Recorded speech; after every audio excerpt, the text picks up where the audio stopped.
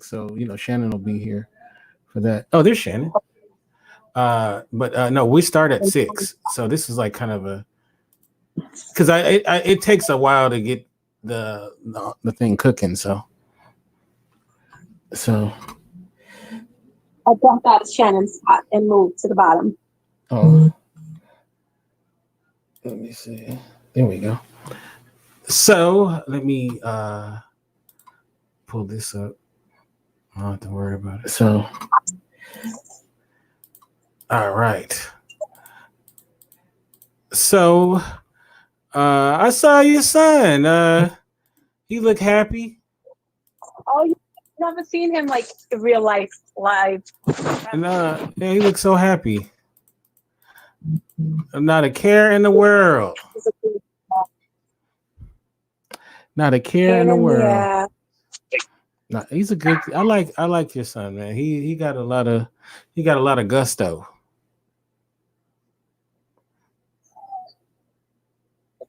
He got a ton of gusto. Oh. There is no fixing it. I have to get the kit and place it.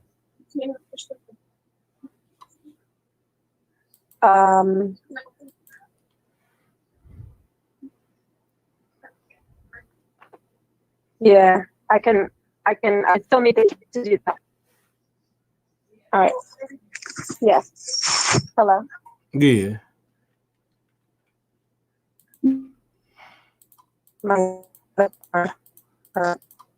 It's funny now you're buggy. The necklace. Now what? Now you're buggy. Yeah, you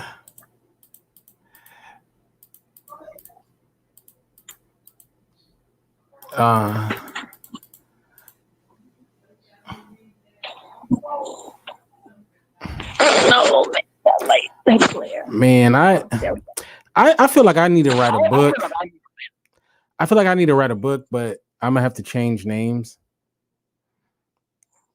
A book? Yeah, like sometimes I'll tell a story on one of the shows or whatever, and then I'm like, I'll catch myself because I almost say their name, and I'm like, dang, I can't say that. I'm gonna people. You never know where this shit will go, right? So you be like, I'll be like, if I say that and it come out, or somehow it, you never know, man, with this day and age, right? So, but I'd be sitting there like, hey, what's up, Maya and Shannon? But you never know what might be out there or whatever, So I'd be like trying to remix people's names and shit like that, So I mean, I can say my part. I can say my part in it, but other people may not want their part out there like that, So, and sometimes people be married now and their husband or their wives don't know, right? About some of the stuff they've done, So, I ain't trying to put no one on blast, so I'll be real careful about what I'll say because sometimes you just be out doing your show and you be speaking freely and you be like, all right, this is dude named Kevin, a good friend of mine, and blah, blah, blah, blah, blah. And then next thing you know, you kind of overshared Kevin's business, So, so I'll be like, I know this guy named Carl. You like, oh wow, because Kevin's wife, his current wife, may not like that story, So you never know, right? Right. So yeah, I gotta make sure I don't spill the beans, you know what I'm saying, and mess people up there in the game, So dude, I got these like games. You see them? Yeah. Is that you gonna blame it on your son? He didn't do those. He didn't do those. There. He hit me. Sorry. Okay. Do you have any gray hair? I do not have gray hair. Oh, okay. They are silver. Thank you. It's different. Well, the next question would be, which one of the three is giving you the most? Currently, Uh-huh. it's the big one, Oh, the oldest. uh-huh. He is killing me. He's on some. He's 18 now, and I'm a man. he doesn't need this class to pass to get to college. And I'm like, no, motherfucker, no. You need to pass all your classes. Like, Right. you want to go to college? College costs money. Right. And in order to get money, you have to have good grades. Right. You know, like, you can't fail. Right. I ain't robbing the bank. That's where we're at currently. Right. No, look, I've been a young man who thought I was grown, you know, because when you get grown, you realize you wasn't grown when you thought you was grown. When you get really grown, you know, my dad used to have this saying he would always say is, he would always say, like, when I was an adult on my own and all of that stuff, he would say, you ain't really an adult because you got holes to crawl in. He would always say that. And I finally was like, what you talking about? And then basically what he was saying is, with the whole this is an old saying, when they say you got a hole to crawl in, is that when a rodent gets into your house, that's why he's nocturnal, he's at night. Most of us are asleep. So he's roaming around your house. But let's say you wake up in the middle of the night. And he's used to roaming free while y'all ass asleep. He gets scared, right? Uh-oh, we lost her.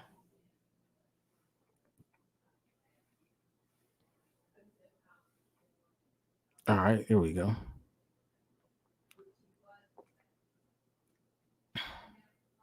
Sorry. Mm-hmm. So he was saying, a rodent, when they get into your house, right? And he coming out while y'all sleep. So he's used to free roaming at night. So I know you're a New Yorker, so you'll appreciate this story. But if you get up in the middle of the night, he gets scared.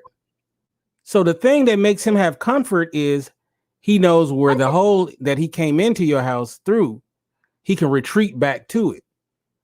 But if somehow you block up that hole, he has nowhere to retreat to.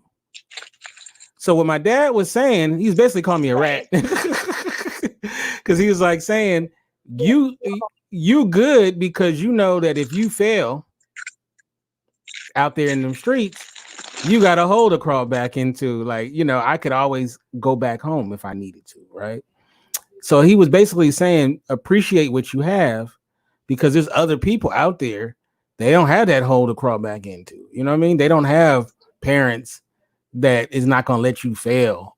You know what I'm saying? Real hard. And I used to hate that, because the way I thought was, I'm out there doing my thing. I'm working hard. I'm being on my grown man shit. And I used to think of it as, wait, what are you talking about? Like, but then he was, you know what? It's a blessing to be in that position where you have people that's going to back you. So, and I'm sure your kids, even though they're about to go out to college and whatnot, they got a hole to crawl back into. If stuff get hard, they can go back to mom's house and they good. Several holes. Right. So yeah, and they got their daddy and their grandparents. It's a blessing, and you have to look at it as a blessing. You have to look at it as a blessing to be in that position, because not everybody has it, man. People come out here. I'll tell people that come out here and do pretty well in LA. I'm like, there's them other people that came out here and they had to sell their ass, because shit got real tough and they had to decide, if they want to eat, they had to make decisions and stuff about what they had to do. So you out here, you ain't selling your ass. That's a good thing. So be careful. Uh-oh.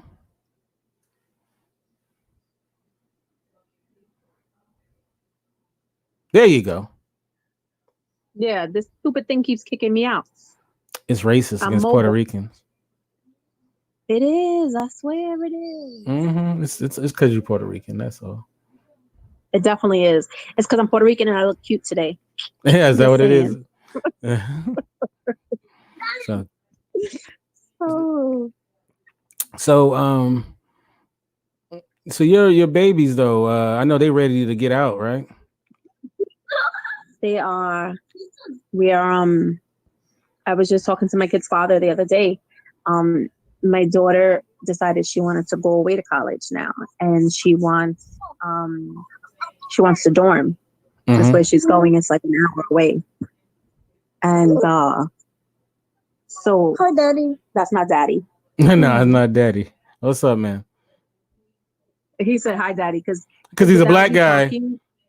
Some random black guy. You actually look similar to their father. Oh, get out of here. Oh. Yeah. I'll show you a picture one day. All right. That's not the first time I've heard that before. That's the first time? That's not the first time. I've heard that quite a bit. Like, you kind of look like my baby daddy. I'm like, really?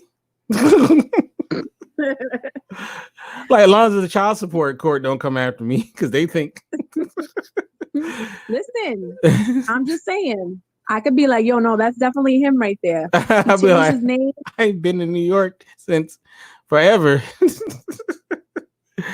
Oh, man. 19 years ago. Yup, that's right. You my baby daddy. Oh, wow. Yeah. Huh. You know what? What's funny? I just thought about it. I have been in New York around that time, but I didn't go to Staten Island, though. I wasn't on Staten Island. Listen, wait a minute. Oh, wait. I take that back. I take that back. I was in Staten Island, but like for 2 seconds. Well, I guess that's all you need, right? But right? No, we were trying to go to the Statue of Liberty, and we got on the wrong ferry and went to Staten Island. And I remember they didn't charge us, but then to leave, they charged. So It was funny because we were passing the statue. We were like, this is a weird way to get to the statue. Like, why are we going away from it? And it's like, oh, you're not going to statue. I think they call it Statue Island. And they were like, Ellis Island. No, I'm talking about where the Statue of Liberty is. Yeah, that's Ellis Island. Well, it's, anyway. Liberty Island. Liberty Island. There you go. Liberty Island. Liberty Island. And so we went past it and then had to hop on. And they don't take you from there to the Statue of Liberty. You have to go all the way back to the port you came to. Then we had to get on another one. And I remember that was like an all freaking day thing. I'll never do the Statue of Liberty again. Never. You know how I would do it is Auntie Shannon would have to take Auntie Shannon would take my kids. I'd be like, Auntie Shannon, are you gonna take my kids to see the Statue of Liberty? So I'll never do that again. I'm glad I did it though. I'm definitely glad I did it. But I don't think I could do it now. About 7 years ago. And they loved it. But my kids are like into that kind of like geeky social studies stuff, you know? Yeah, I was always like that. History. I'm a big history buff. You're on mute too, by the way, Shannon. Yeah, I don't know if that's on purpose. But she's talking on the phone. Okay. But yep, she did that on purpose. Yeah, I was like she talking to a guy, I can tell. You can tell, you know how you can tell she's talking to a guy? The smile on her face. Look at it, the look on her face. Look at that look. Yeah. He must be the one, because look at how she's smiling. Now she's trying to hide it, but she can't. Yeah, look at that. Oh man. Man, I'm gonna call. Yeah, look at that smile. I haven't seen her smile like that in years. So yeah. But yeah, I love that kind of stuff though. Like I always want to do that kind of stuff. Hey Shannon.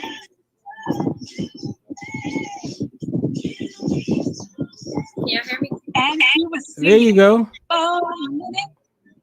The battle. Oh, is it gonna even actually work tonight? 456,000 people in. Yes, sir. You know what? The best thing that could have happened was it failed because it got so much more attention. It got so much more attention. Teddy Riley versus Babyface. So you don't be knowing black music though. How you from New York and a Puerto Rican and don't know black music? Because I'm a Puerto Rican from New York who grew up in a Spanish household, 100% Spanish household. But Puerto Ricans I know from New York love hip hop. They love yeah. Not my mama, not my dad. My My dad was into like the Bee Gees and shit. I could sing you all of those songs. My My mom was into Salsa Merengue. I didn't get hip hop from my parents. I got hip hop just from being a young man in the 90s, you know. So I didn't have friends. oh wow. I mean, I just grew up with an affinity for hip hop. I mean, I like jazz music. That's what my dad liked jazz music. My mother liked Motown era. But I listened to hip hop though. So, you know, myself, that was like what I was, you know, what I was into. So I used to freestyle and the lunch tables and all of that stuff. So I might do it. Who knows? I might close the show out with a freestyle. I might just do that. Yeah. Yeah. Look at her. That's an old school Shannon looking all happy. When's the last time you seen Shannon that happy? So you didn't listen to Tony? Do you know who Tony is? Yeah. See, I'm gonna have to hip you on to some music. Some soul. So you don't even know who you know who Babyface is? I know who Babyface is. Oh, okay. I know who they are. I just didn't listen to them. Oh, okay. So who'd you like? Oh, what's up, Sam? Who'd you like? You liked what's her name? The Miami Gloria Estefan. Gloria Estefan, right? Gloria Estefan. You probably like. I know you like Ricky Martin, didn't you? You had a crush on Ricky Martin, and then my son's name is supposed to be Xavier Ricardo Martin. I knew it. I knew you like Ricky Martin. You look like one of those girls that was sad when you found out he was gay, that you didn't have a chance. I was happy he was gay because I just want to watch. Oh, gosh. I just want to watch. Oh no. I mean, it was, you know what's so crazy? When he came out, people were shocked. And I'm sitting there like, if he came out straight, I would have been surprised. Like, he Really? never looked straight. Were you surprised he was gay? I wasn't surprised, but I had no clue. Really? It was like, I don't even think I say I have gaydar or anything, but he looked always gay to me. So I was just like, duh. he was a woman's man. Always. Ricky Martin? Yeah. I never like Always. maybe because I wasn't into him like that. So I didn't like watch his stuff and stuff. All I saw him from afar and he always looked girly to me. So what's up, Sandra? So, you know, I don't know. But yeah, I could tell though. I could tell you like Ricky Martin. Did you like what's that guy? His father was a big singer and he was big. Yeah, Enrique Iglesias. Did you like him?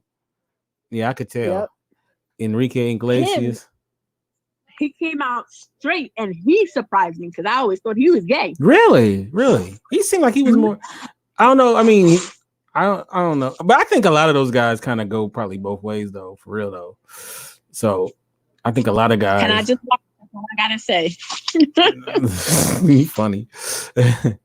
But yeah. Oh, look at you got the Five Guys. So yeah, hey, what's up, Sandra? Hey. Sandra, I gotta do a show with you, Sandra. Chop it up. Sandra is one of my Ebony Empress. She's one of my podcasting idols. You know, like I definitely learned from her. for sure. So she's dope. You know, she's really cool. She's from good old England. So Okay. yeah. I'm gonna hop off the seat because you got about a minute before your show starts. Oh yeah, huh? It's like about 3 minutes. What's up, Olaf? Olaf's in the house. My Oh, y'all, I'm gonna tell y'all about there was an assassination attempt on my life a couple of days ago. So I'm gonna wait a little bit later into the show to tell y'all about what happened. you choked on a piece of chicken. No. Olaf would definitely I'm sure he would definitely have a lot to say about the assassination attempt. But yeah, there was an assassination attempt on your boy's life, and it was crazy. And I'm gonna break it down for y'all. What Are happened? you okay? Huh? Are you okay? Yeah, I'm fine. You know they can't take me out. They can't take me out. Yeah. So y'all got to stay tuned and hear about the assassination attempt. So I'll do it like the midpoint of the show. So look at you. You looking all radiant. What's up? What I had on today. Okay, that's the Shannon. I'm telling you, that's the Shannon. You seem like you're getting back to the Shannon I grew up on. Because for a minute, real talk, for a minute you was kind of funky. So I don't know what was going on. You was kind of funky. Not like you smell funky, but you was kind of. You wasn't like you was. I know we've been going through a tough time collectively and all of that. So I get that. We ain't on. I mean, we're not doing the show. Just we're gonna start in about a minute. But you know, you can see. You seem like you were real sad and down. But now you seem like the last couple of weeks. You seem now. This is Shannon I know. This is Shannon. You was a little on the funk side of the game. Yeah, there is some wind. Is that? No, that's not me. Is that you got a fan or something? Really? What?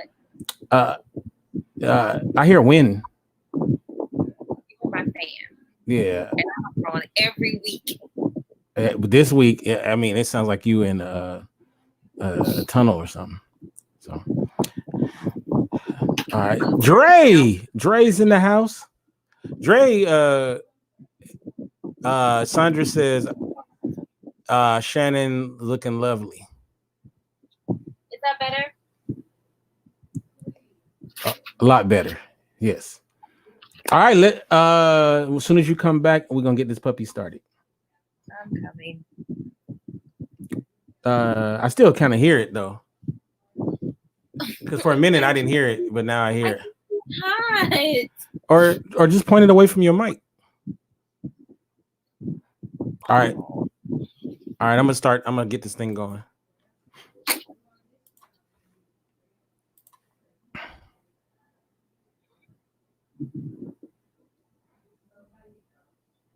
Hello and welcome to an all-new episode of Men and Women Talk, the Mars Venus Show.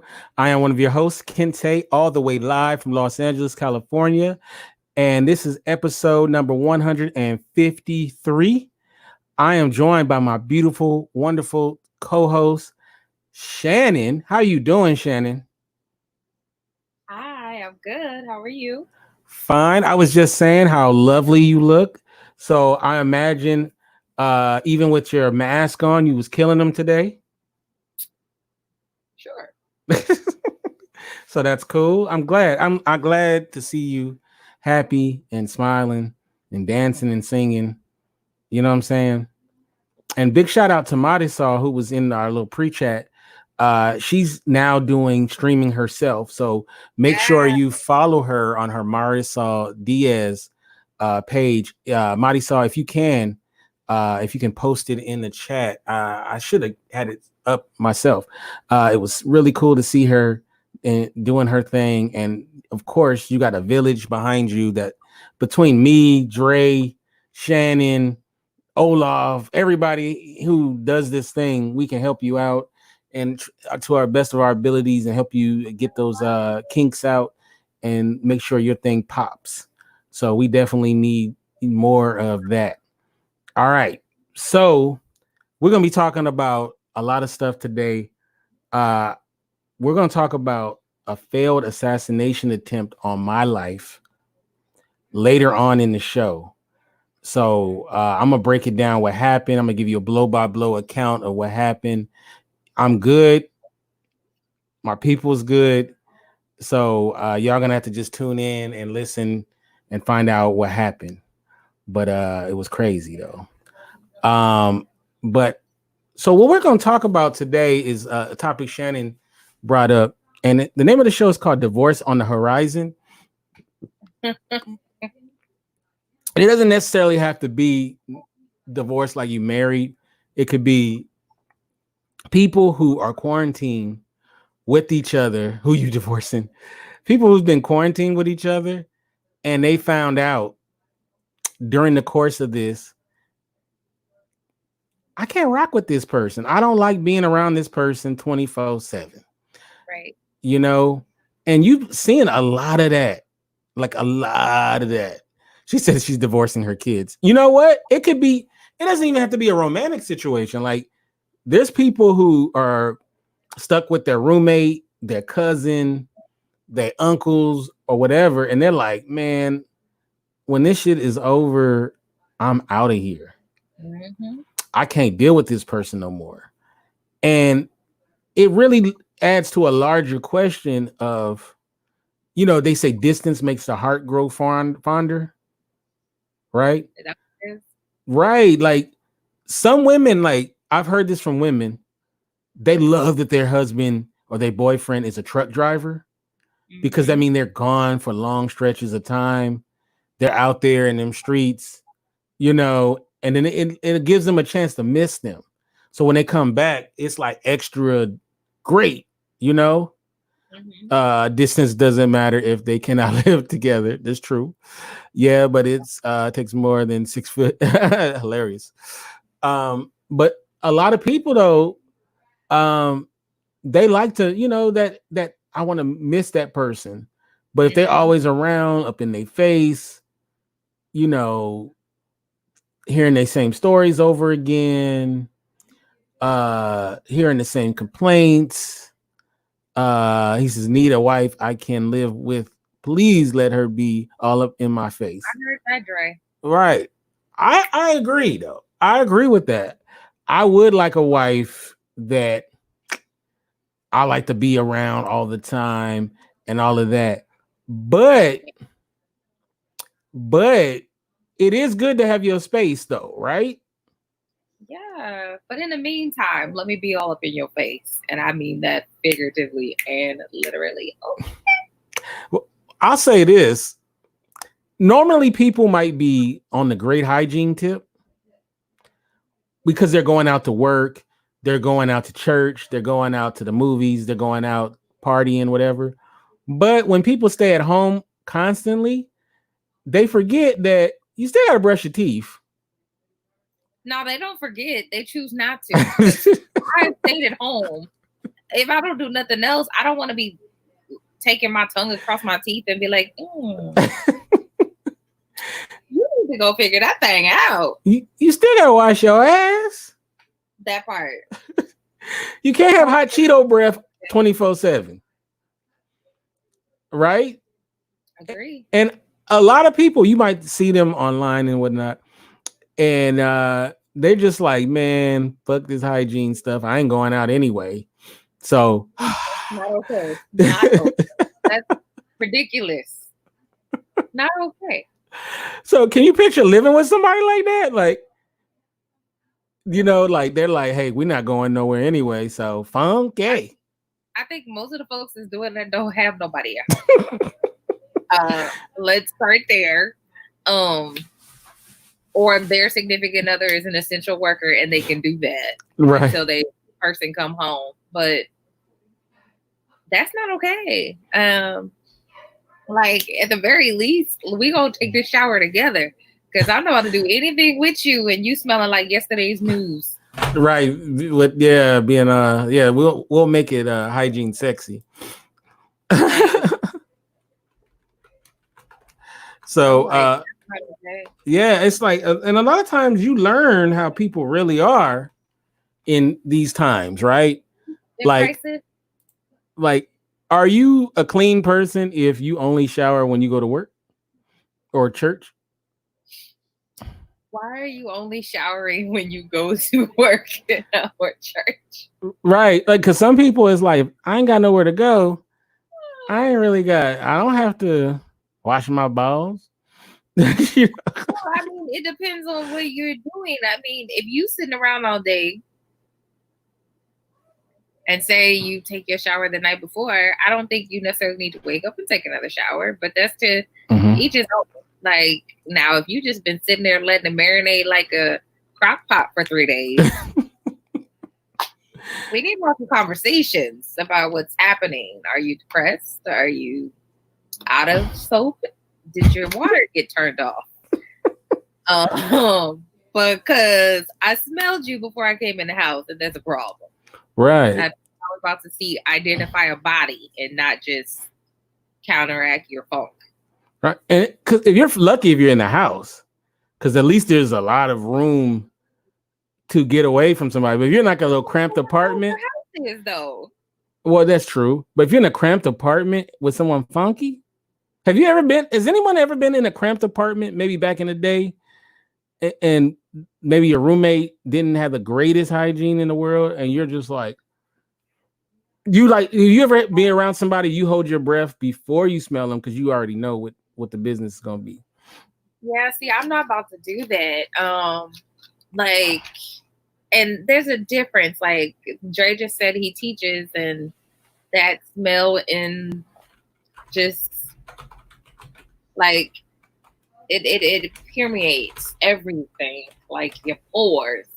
Children when they come in from outside, people who just don't, that for whatever reason don't believe in deodorant. There are so many different reasons why people smell like so many different things. When you don't think it's a problem is when it's a problem. It could be cultural. Funky is cultural. But I'm not about to pass out. Right. In the house with you based on a culture.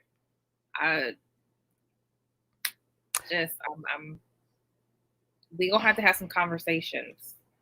And then sometimes people decide, let's say it may not be this pandemic. It could be just, it could just be like, I'm taking 2 weeks off of work. I'm depressed. Somebody died or whatever, or I'm sick. Yeah. And people will do stuff like that. Dre says, I went to college with a gorgeous woman from the Ukraine. She was like 5'10", model-esque, but she didn't wear deodorant. Yeah. There's some people that don't believe in deodorant. They have the war on deodorant for real. If I don't wear deodorant, I'm gonna be smelling like a prepubescent boy after a day's work. So that's not gonna work for me. Yeah.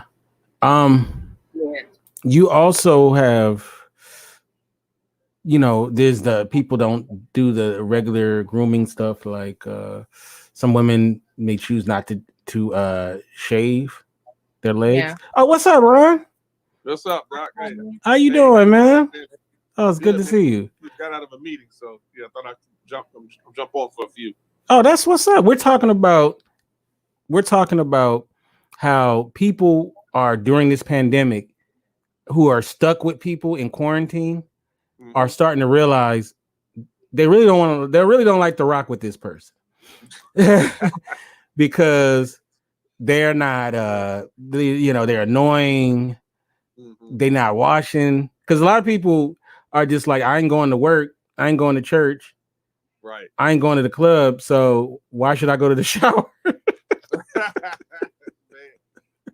it's getting crazy, man. My wife, she's in Ohio, so she'll be back in May. But so I haven't really had to deal with too much on that. But I've heard, unfortunately, a crazy situation where I think down in Charlotte, whatever, this man killed his wife and his son or whatever. Out of this quarantine and things. I'm just like, wow, man, it's crazy, right? Stuff. Yeah. people are going quarantine crazy, right? Yeah. And but like, okay, but a lot of people's hygiene is attached to where they go, right? So if they're not going nowhere, it's like, well, you know. Well, I guess if they're not doing much for us, extra activity that's getting them hot and sweaty, then it's like, okay, well, yeah, I don't really need to wash up, really, per se. Right. Yeah. So, but yeah, it's funny though. Like we're starting to learn a lot about people and their relationships, and it's like, oh, when we're actually around these people, and it's not even just like a romantic relationship. We were talking about cousins are turning on each other. You see Maya's response? Oh, what was it? Domestic violence and child abuse is on the rise during the I'm not surprised. So yeah, no studio look, yeah. Oh yeah, that's dope, man. The studio. Dre, this is Ron. And I was just telling, just as a side note, I was telling Dre is a minister. Okay. And so we often talk a lot about different things when it comes to Christianity and stuff like that. And I was telling him how I wanted to do a weekly, not a weekly thing, but a regular thing with him about it though. But you definitely inspire me, Ron, because you show like you can do that and it be entertaining, and you know what I'm saying? So definitely, you're definitely an inspiration. You're a huge inspiration for real though. For real. Hey, look, anything I can do for you, just let me know. Oh, right. Thank you. I really appreciate it, man. You definitely. Once again, how do we get your how can people follow you and all that? I want to make sure. Y'all can find me at Ronnie Ron 2K. All right, RONNIERON, the number 2 letter K. Because I'm a DJ, I do a show called Hip Hop Praise and Grown Folk Gospel, and also have a station called 247praiseradio.com. And also go to my main website, MIM, musicindustrymakeover.com, musicindustrymakeover.com. So, but yeah, I'm on Facebook. Feel free to Google me. Critical Dialogue, or what Kente was talking about. That's and it's entertaining. Like they get to real stuff, but it's entertaining. Like it's not like boring, like where you're like you feel like you're in church and it's some 90-year-old pastor or something like that. It's very entertaining. Like you'll be entertained. Definitely. Yeah, well, again, and I appreciate that, sir. I really do. Check us out tomorrow, Critical Dialogue on the Critical Dialogue page on Facebook. All right, and we come on at 8:30 Eastern Standard Time, 8:30 p.m. And so we talk about controversial issues from a biblical perspective, because churches have always been afraid to talk about things, and that's why people are always struggling. And so it's like, okay, look, we need to come up with the answer. And I mean, we may not have it right there, but let's at least put it out there. And so, the old adage is that, well, no, you can't question God, whatever. I'm like, well, that, how else are we going to learn if we can't ask questions? So, right. Yeah, no, it's dope show. Like I'm hooked. It's every Tuesday. I'm hooked. So I always make sure I try to catch it. So, and it's on Facebook. Yes, sir. Yes, sir. All right. I just liked it, and I will be watching tomorrow. Oh yeah, you're gonna love it. You're gonna love it, Dre, man. Thank you. So yeah, and make sure I find you. Definitely want to see you a friend's request as well too. So yeah, Ronald Smith is my. All right, let me see if I can find you. And folks. No, go ahead. Oh no! I would say folks know me as DJ Ronnie Ron. So yes, I've been in the industry for over 25 years. So just basically, promoting the gospel through Christian hip hop and R&B flavor for the Savior. Wait, are you I'm trying to find you? Ronald Smith 376? Yes, I think that's a yes. I have a cap on. It says DJ Ronnie Ron. All right, yeah. Okay. All right. Eddie, DJ Mr. E? Yes. That's my one of my best friends. That's my godchildren's father. Yeah, down in Miami, right? Yeah. DJ Mr. E, yeah. That's one of my best friends. Yeah. Oh man, small world. World. So all right, yeah. Okay, awesome. Yeah, I just added you. Okay. That's what's up. All right, so so Shannon. Yes. let me ask you a question, right? Does prolonged exposure to Shannon, does that create more love for Shannon? Or would you say that, I don't know, it's 50-50, like prolonged exposure to Shannon might, you might want to wring Shannon's neck? Are you talking to miss this pandemic? I'm talking about just if somebody, if I was on a deserted island with Shannon, we would kill each other. You get on my nerves. Whatever. Prolonged exposure to me is amazing. So it's only more love. I mean, somebody else might like it, but sir, look, that's why you live in California and I live in Florida. That's all right though. I found out a way to make tacos, and I wouldn't share none of my tacos with you. I'll make fish tacos. I do a seafood diet. He wants to know where you from in Florida. I'm actually from Nebraska, but I live in Key West. Okay, all right. Yeah, I'm from Orlando. All right. So I'm gonna ask Dre this: prolonged exposure to Dre. Are you gonna love Dre more, or are you gonna be like, I don't know about this Dre guy? You would definitely love me more. Oh, okay. I'm not even gonna lie. Like, you'll love me more because I'm extremely easy going. All right. What about you, Ryan? Yeah, I'm pretty much the same. Yeah, you're gonna love me more because I'm gonna keep to myself a lot too. But again, I will interact every now and then. But yeah, I'm gonna do what I do even without this pandemic. So yeah. Okay, that's what's up. So okay, has anybody ever had an experience where, like, you were totally feeling somebody, but then the more you were around them, and it doesn't have to be a romantic situation, but then the more you was around them, you was like, oh God, man, I got to get away from this person. Yep. All right. So I can see Dre. Do you have a situation you want to talk about? Oh, all right. So, tell us, Dre. I'm a little up there in age. I'm not like old, but 40. But a couple of years ago, I was in my mid to 30s and whatnot, and met this young lady, a little younger than me, not too much younger, right? And she was beautiful, right? Like absolutely beautiful. And I thought that she'd be fun to just hang out with, right? Nothing crazy, just like spend some time with, coffee, all that stuff. But the more I communicated with her, the more I realized that she didn't really have much to offer in the area of conversation, intellectually.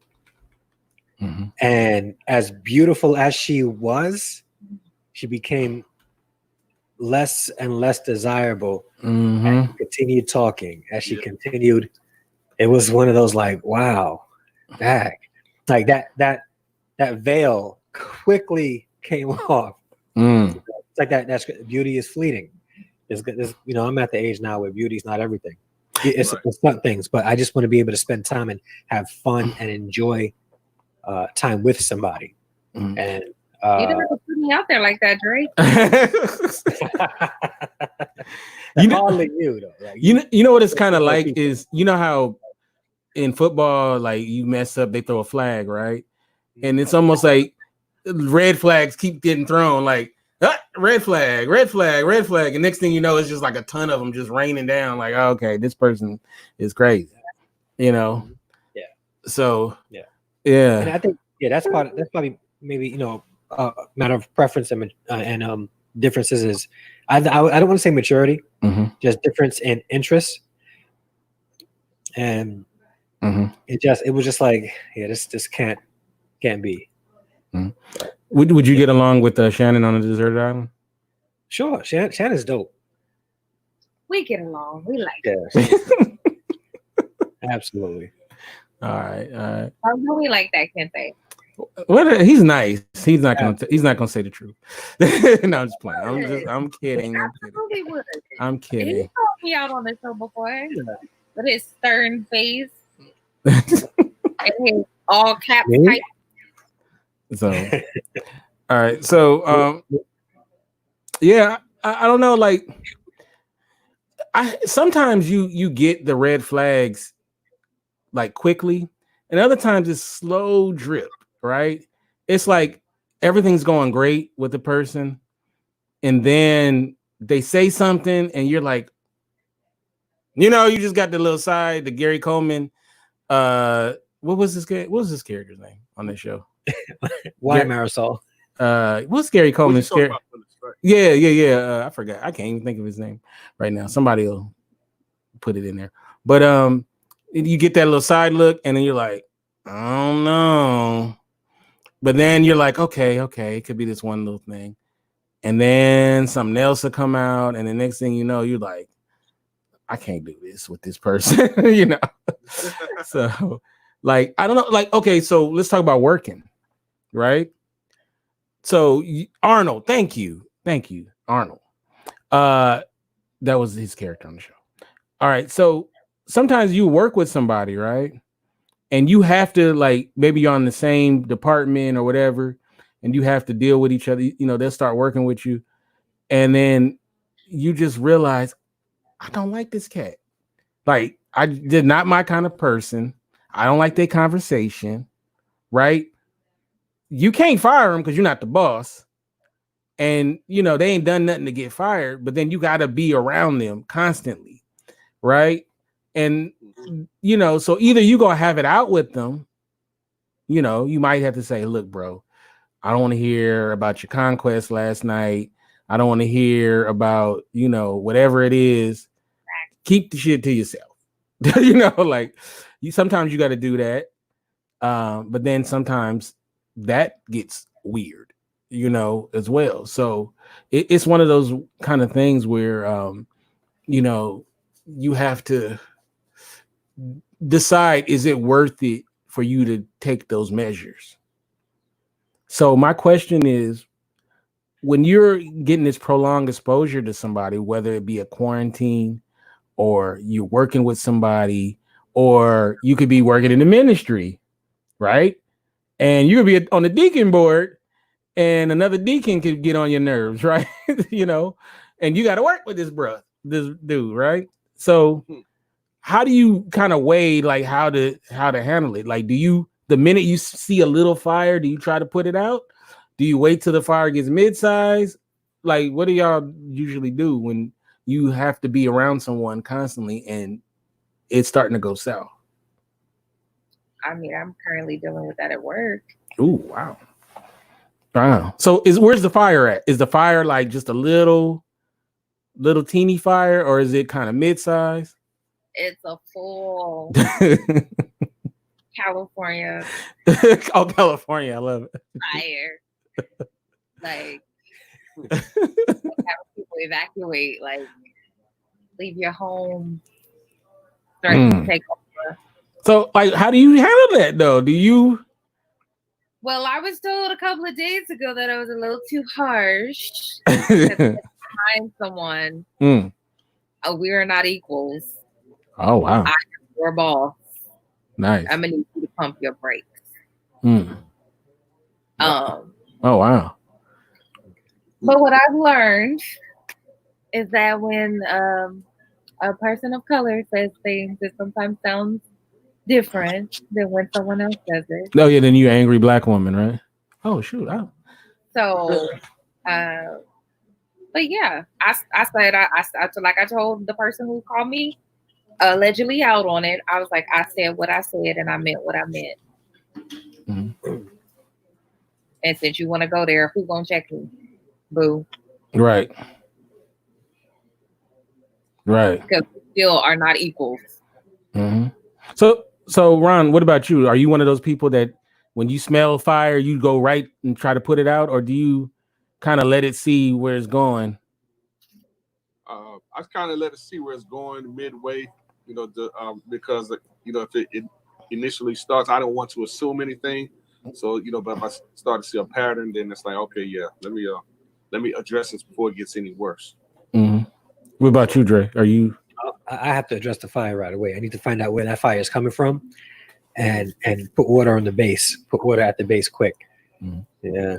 Now, I've had this happen. I don't know if this happened to y'all. Have y'all ever had it where you didn't like somebody, like initially, you didn't like them, but then over time you're like, this person ain't that bad. I was actually wrong about my ex-wife, but then it turned out that it was that bad. It turned out that, yeah, we'll get there. Yeah. I've had frenemies that became friends. Yeah. That's happened. Rarely though. Usually I smell, my smell is right. Like when I smell something ain't right, I'm pretty much, yeah. But I've had it though where, I told like somebody who I'm good friends with now, I was like, man, I did not like your ass. I remind him of that too. I'm like, I did not. It took me about 2 years to come around to you. So a couple of years. Well, just disclaimer. My ex-wife would say the same thing about me. We didn't care for each other at the very beginning. Then we got married, fell in love, and all stuff. But one of my best friends, who I actually officiated their wedding a couple of months ago, he got on my nerve when we first met, when we were kids. Oh wow! I avoided him like the plague. Like I didn't want to be nowhere near him because he was just like out of his mind. Oh, but wow. we grew close, and we became like brothers. So I could see that happen. Yeah. So, so one thing we're finding out, right, is that some people are just not compatible, and they're finding this out during this period in time. I've had conversations with people who were like, man, I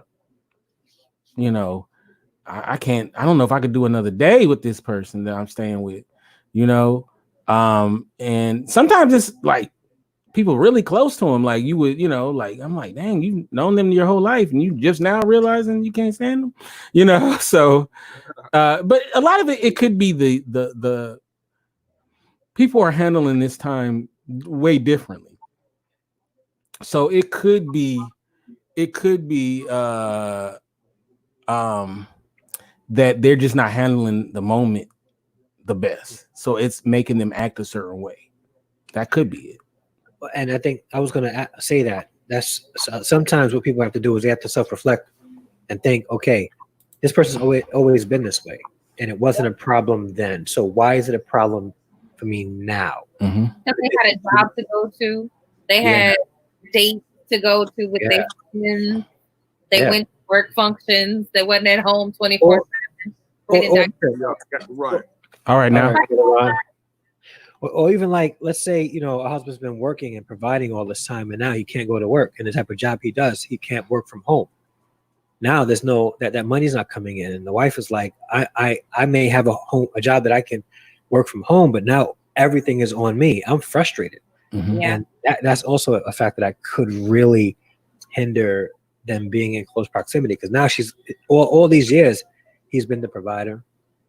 He met all her needs, at least materialistically, and now he can't do that, and now she's the one working and he's home doing nothing. She's probably frustrated, and she has to, at that point, she has to look at herself and say, okay, also, I'm not saying, because I don't know, like I wouldn't know the situation, but it's always good to do self-reflection in the very beginning before you start like pointing fingers at everybody else. Absolutely.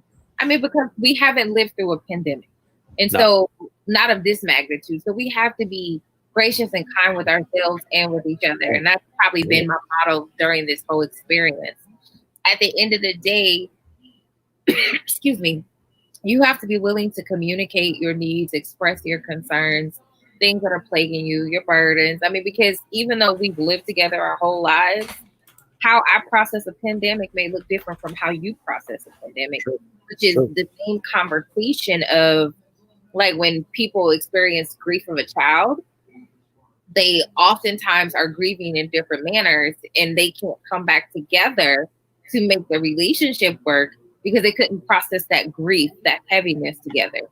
So you find people say, well, now that we don't have our child, we don't have our relationship, opposed to let's experience the season together, support one another through it, and come out on the other side stronger and better together.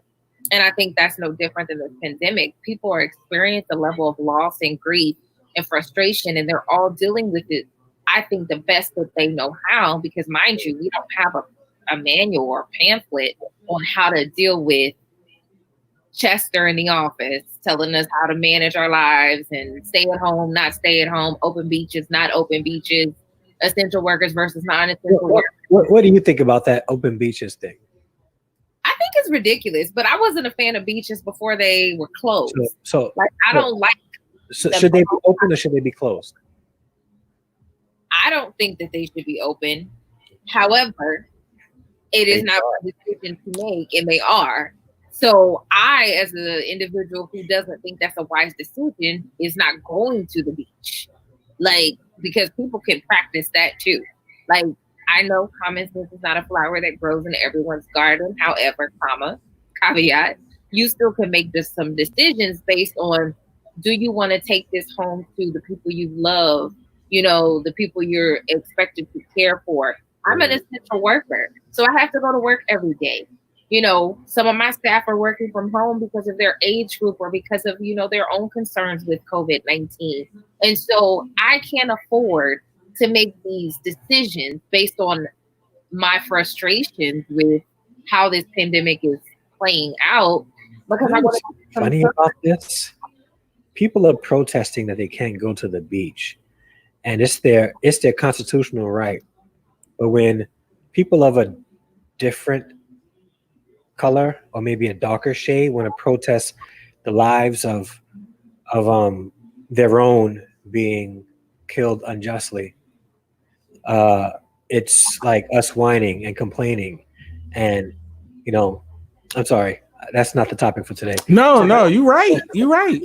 Back to the voices of people always make things convenient for them when they're in the majority of the vocal group. Like, who was it that said, the White House advisor said that the protesters are the modern day Rosa Parks? Mm-hmm. There was a group of armed white men in a state building holding a conference, like a press conference or whatever, saying that their constitutional rights will not be infringed upon. They're out there with AR-15s, handguns, all that stuff, right? And the police don't do anything. But let unarmed protesters of any other race gonna be shot. Yeah, they're gonna get. And they even said, if you infringe upon my constitutional rights, I have the right to defend myself with their guns. But protesting, let me throw it out there, Black Lives Matter is bound to get you arrested and thrown in jail for civil disobedience. Like, or what, I forgot the term, what it's called. Not civil disobedience. It's called I forgot what it's called. But you'll get arrested for it if the cops come in and say you need to disband. But you know, I just think that it's extremely weird, and this time is exposing a whole lot things that actually a lot of us already knew. Yeah, you know, like people, like, you know, like I don't want to.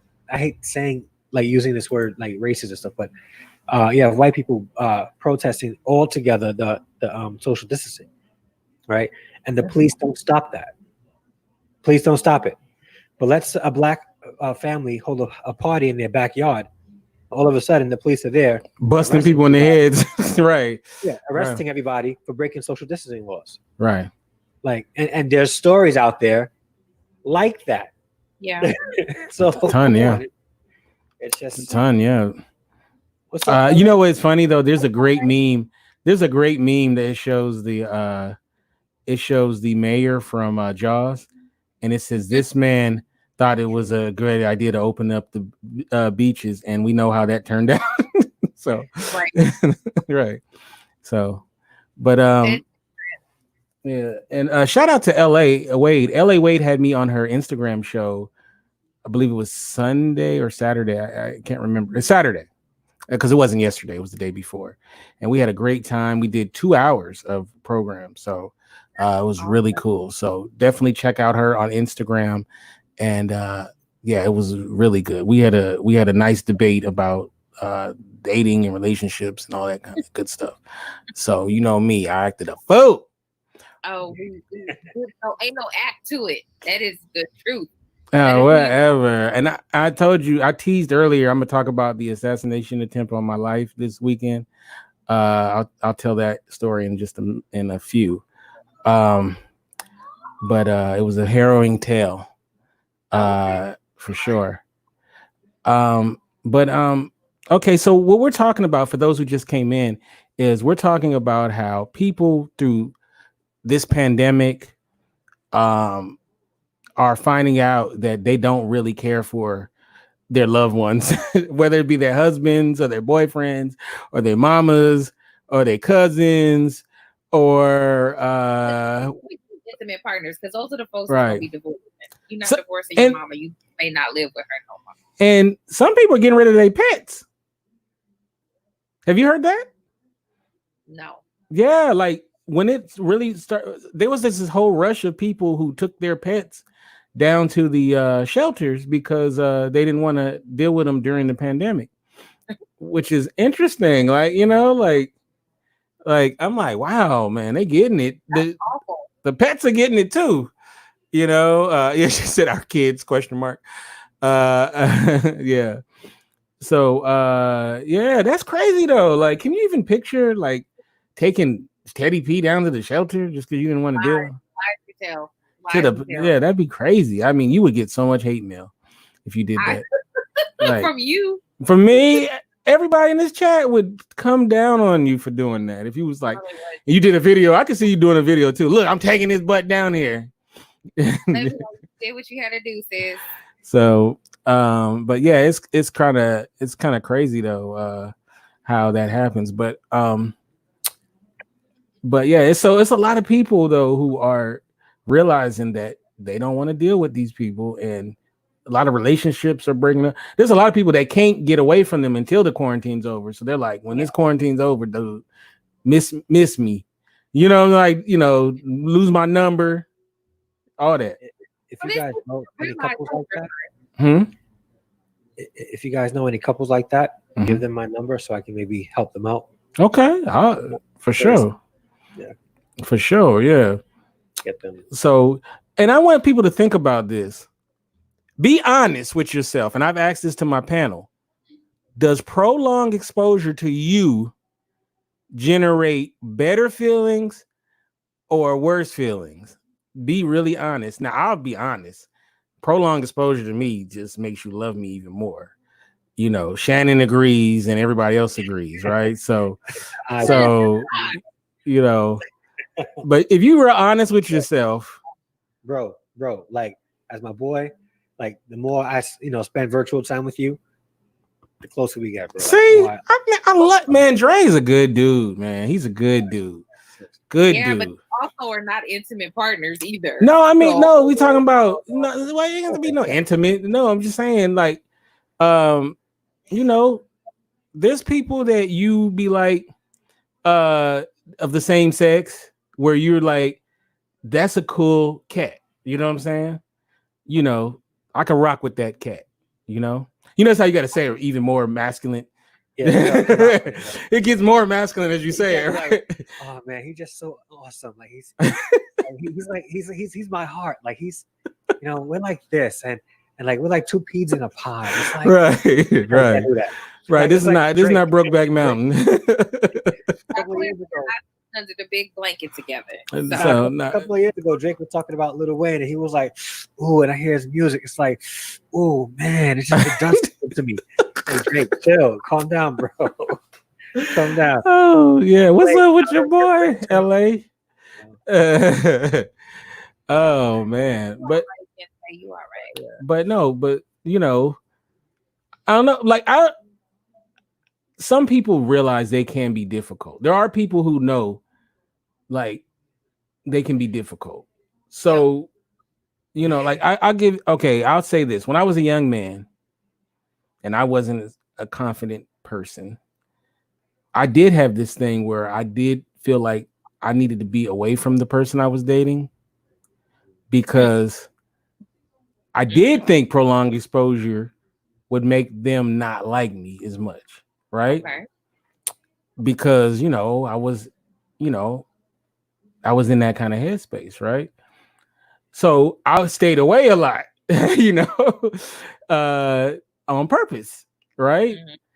And they'd be like, we don't spend enough time with each other, you know, and I would just be like, in my head, I'm like, I'm doing you a favor, you know.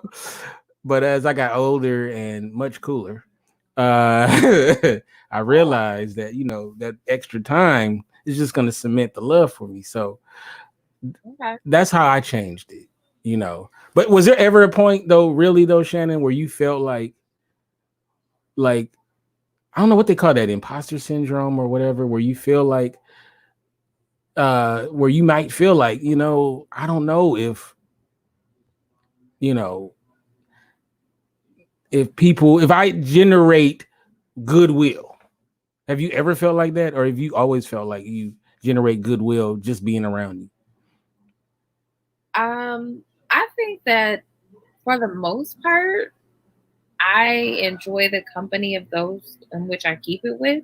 Mm-hmm. And they could say the same thing about me. I mean, based on my friends that you've met, mm-hmm. They seem to love you.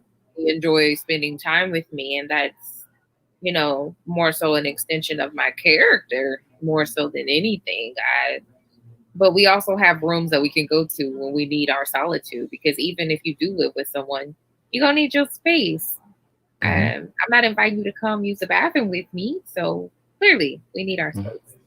But yeah, I know imposter says I am who I am. Isms and all. So what you see is what you get. Which is why I'm eating this grapefruit on this live podcast. That's what you see is what you get. That's what's up. Now, okay, you have some people, Dre, you know, I'm sure you know this as a dude. Great homie. If you got a fight, he's gonna be right there. He's gonna fight with you. If you need $20, he got you. But you wouldn't want him to date your cousin or your sister because he's a terrible boyfriend. Some people are great homies, but horrible husbands or boyfriends or wives or girlfriends or something like that. And so it's funny how that works. It's like, because they'll be like, well, if you know, they'll be like, well, how are you their friend? But you wouldn't want him dating your family member or nothing. It's like, he's a great homie, but nah, you can't date my sister. You know, you can't date my cousin because I know how you get down. So some people are like that. They're just better. And that protects the friendship because once you if I know how you are and you want to with my cousin and you hurt her, mm-hmm. There's no more friendship at that point. Nah, I can't be your homie no more. There is no. So mm-hmm. Yeah. And that's real shitty though, to be like, I mean, it's shitty to be shitty in relationships, but your homeboy's sister, you be like, she gonna get this evilness too. You know, like, yeah, she's not exempt. I don't date any of my friends' sisters or right. cousins, maybe not sisters. Right. And it's not because I'm a bad mm-hmm. Guy or a bad person to date. I just like if it doesn't work out, there's somebody's always at fault for some reason. Yeah. And if it doesn't work out, there's always going to be that awkwardness there. You know, where he has something at his house, his family's there, and I show up. You know, why is he there? He broke up with my daughter, or my sister. It's like it was just didn't work out. Like, yeah, but it'd be weird. Yeah. So like I said, some people, but it's funny though. There's the people that's a better friend than they are a boyfriend or girlfriend. But absolutely, can you be though a great husband or wife or boyfriend or girlfriend, but be a terrible homie? Yeah. No, but the thing is, let's talk about that. Okay. There's some women that like that. Mm. They want their men to be jerks to everybody else, but be absolutely sweet to only them. Like you like Al Capone or something. Yeah. But you're sweet to me. That's a day-hole to everybody else, but he loves me. Like that's see, look. That's sexy. That's not a redeeming quality. Yeah, he's a gangster shooting people, but he's sweet. He writes poetry to me in between bank robberies. I talk to girls like that, and that's not me. Like I'm nice to everybody. That's so bizarre though. Yeah. Like I don't know. Like how can I don't even understand the attraction. It's like like somebody who is, complicated at best in the way they deal with other people. Right. So I've heard it like this, right? Mhm. And you guys, Marisol or Shannon, anybody, when guys behave that way, Mhm. women tend to think that they have this. I can't say like I don't curse or like a big penis type of mentality, bravado. Mhm. Like he walk around like he got a big whatever. Mhm. So Big schlong, big ding ding. yeah. And I'm like, yeah. So Look at her like, wait, she's big dick personality, Yeah, right? at LA. Right. Yeah. Yeah. So I don't know. Is that attractive to y'all women in the chat? Press 1 if it's attractive. If he's gangster to everybody in the streets, but when he comes home to you, he's sweet. He writes poetry. He has a soft side. He wants to be cuddled from behind. You said, what were you saying, Shannon? You don't care if what? He's killing dudes out there, but when he comes home, he wants you to cuddle with him from behind. Right. He makes me feel special. He wants you to the big spoon. Yeah. I don't care if he has a big dick. His heart is not big. Like, that to me means nothing. Like, who are you when no one's watching? I don't care that I don't want. Where he at though? I don't want someone else. I don't want you to treat other people like trash, and then you're only kind to me. That's a misrepresentation, and it's horrible at best. And anybody who appreciates that, yeah, there's people in the chat that do though. Yeah, Marty is totally fine with that. Trash. So My, that's what you're promoting. Garbage, like garbage. She says aggressive in bed and emotionally available only to me. Oh wow, that's interesting. Well, I need them to be available to your kids. That's why I'm not appealing to a lot of people because of that. Yeah. Like I'm the type that would. I got no teardrop, so no teardrop tattoo. So darn it, I know. I don't know. I that's where we would have to agree. Agree to disagree, because not you, Dre, but the comments. I want you to be kind to people. Now, do I want you to be chummy? You kiss me on the mouth, you kiss everybody else on the mouth? No, we're not doing that. But I'm gonna need you, if you're a respectful person to me, I'm gonna need you to be a respectful person to everyone else. Yeah. You got that masculine vibe. Okay. That's right. There you go. All right, so I'm gonna share with you guys the assassination attempt. Yeah, I want to hear that. Okay. Yeah, all ears. Okay, so a couple of nights ago, recently? Yeah. I was ordering food. I had ordered food on the phone, and I was waiting for the delivery guy. And I have a walkway, and there's like a gate. A fence or gate, and I opened up the gate and I'm outside, and I had like flip-flops on, and I had a robe on, and barely right, so I'm like just chill outside on the phone, and I'm sitting there, and I live like near the alley, right the house off the alley, so I'm at the end of the block, right? So I'm all at the very end of the block. So I'm looking down at the very end of the other block, at the end of the block, way down, and I see this giant possum. I'm talking about this Negro was huge. And he's like running really fast.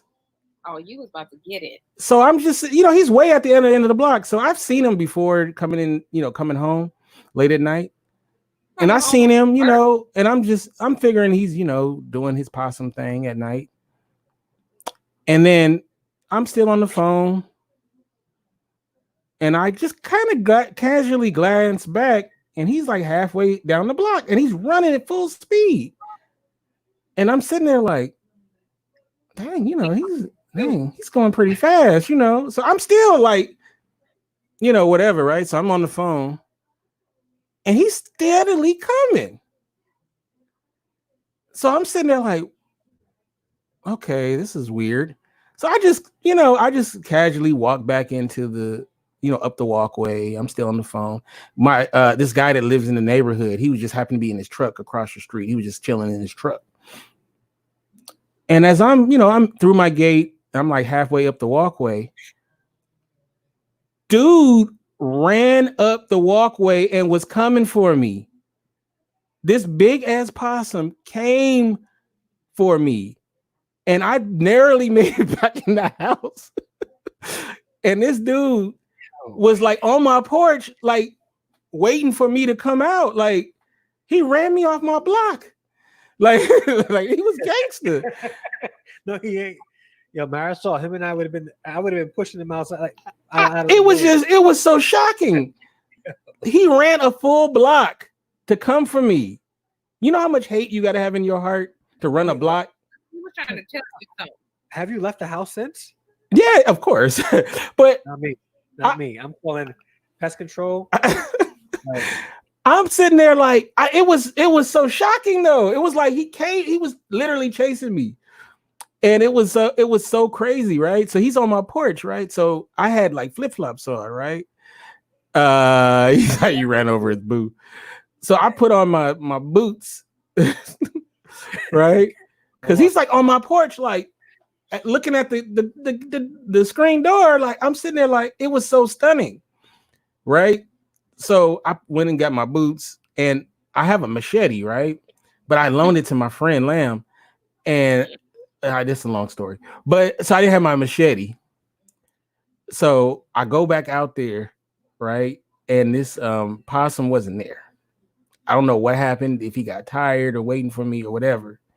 I didn't see him. So then the delivery guy came, and I'm still looking around. Let's see what is it. No, this is at night. This is at night. Dark 30. That's the problem. He was out being fast. And so I got my food. Haven't seen him. So I'm sitting there like, for real, like this dude tried to kill me. Like a possum tried to kill me. Like how does he run from a full block and then try to come at me like that? Has anyone ever experienced anything like that before? I have something, not with a possum, but with raccoons. Really? Where they come at you like that? Like he came at me. Like normally I've dealt with possums before, and usually they're more scared of you, right? So they'll run off or play possum. I ain't never had one that chased me down and then waited for me outside, like, what's up? So he had hate in his heart. I think he was racist, though. I think it was a racist possum. He saw a brother on the block. Stupid. I think he's a white supremacist possum. No. They're not gonna do that to the possum. So that is a thug possum. So I tried to get Miosha. I said, "Claim your set, fool." He was trying to get food order for you, younger. So what I told Miosha, like, all right, so let's do this. I'm gonna use you as bait, and then when he comes out after you, I'm gonna come out with the machete, and I take him out. She didn't go for it. I wouldn't have went for that either. Not me either. But he wouldn't have got to her because I'm quick. I'd have had some good shoes on, Yeah. So running in the house would have been an indication for me what you would have done in the future. She said I would have pushed you out instead. Whatever, man. I would ever wanted to mate with your foot. So yeah, so I almost got taken out. If I wasn't paying, if I don't keep my head on a swivel, I wouldn't have even known. He would have snuck up on me, and who knows? He might have bit my leg. He probably was rabid, I would assume. Yeah, if he did that. Yeah. So you shoved her out the door and then locked it. So I didn't see him last night. It was funny though, when he turned into my yard, my neighbor, I could hear him going, "He coming for you."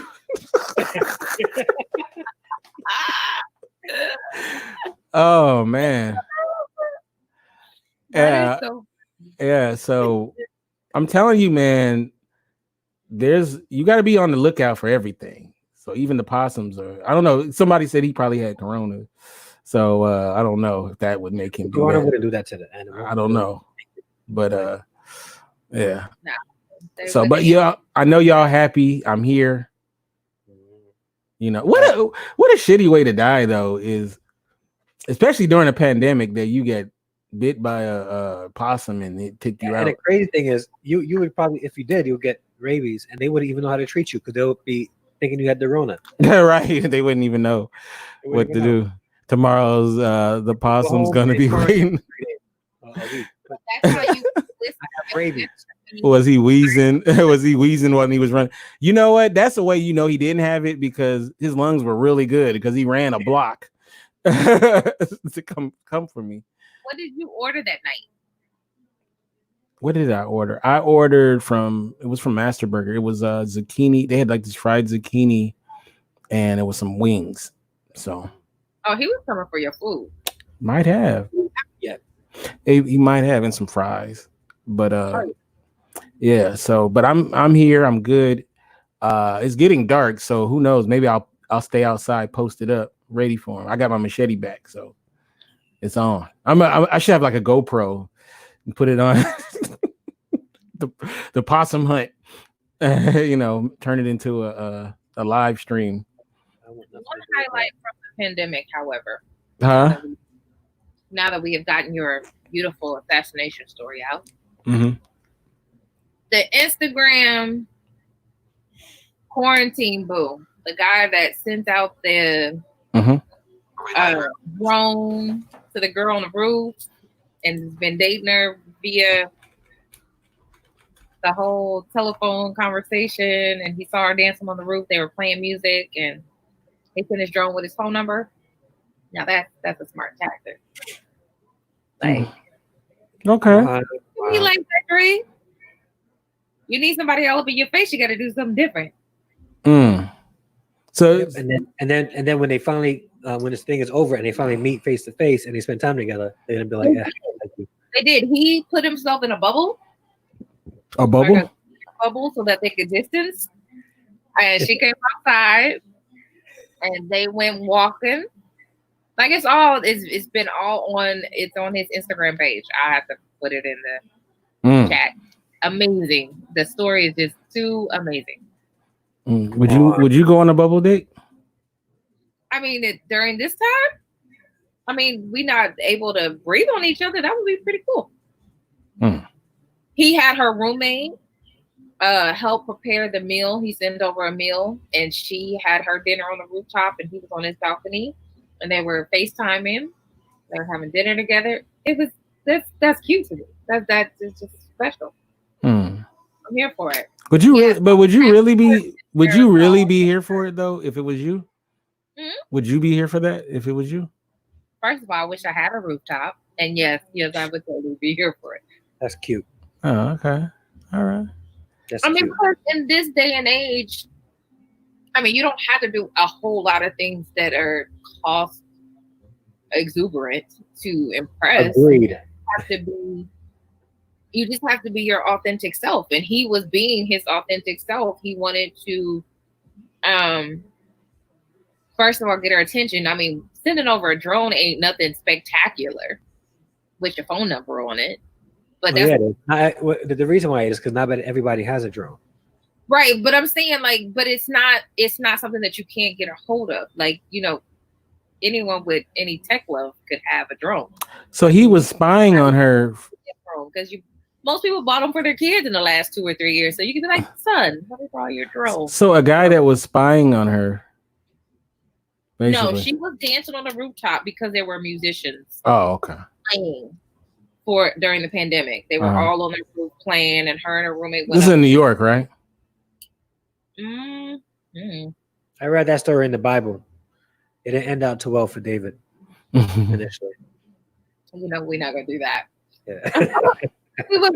She was not someone else's wife. Do we know that for sure though? She was single. That's what she said. And so, yeah. And he was like, "Oh, she's beautiful." And so that's when he sent his drone over. It wasn't like he was like, David did the same thing, but except he sent one of his soldiers over.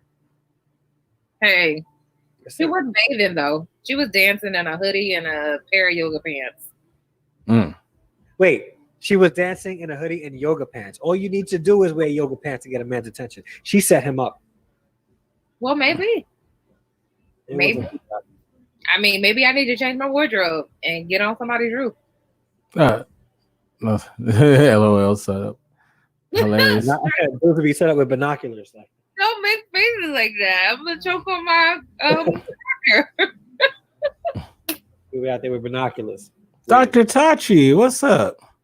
Hey, Dr. Tachi. Dr. Tachi. Yeah, I thought it was cute. I think you have to do things differently now. I mean, we're not going to ever go back to our old normal.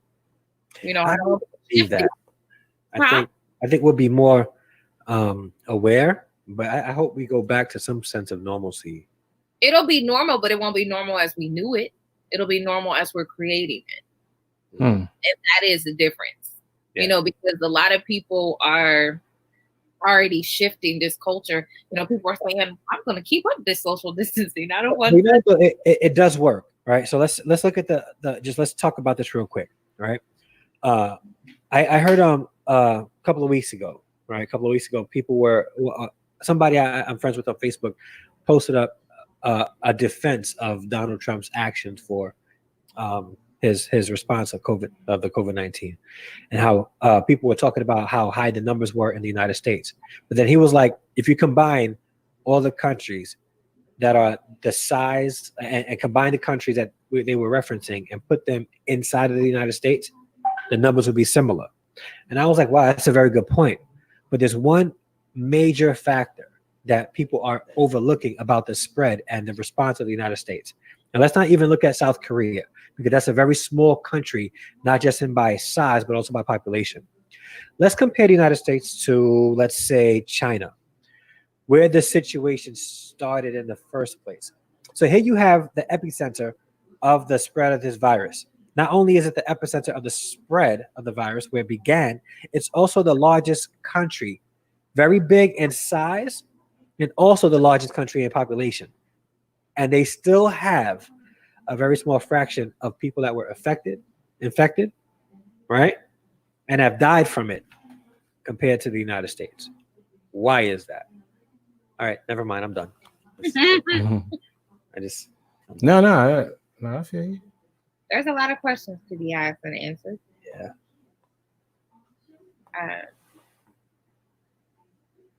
No, I just feel you on that. Different, you know.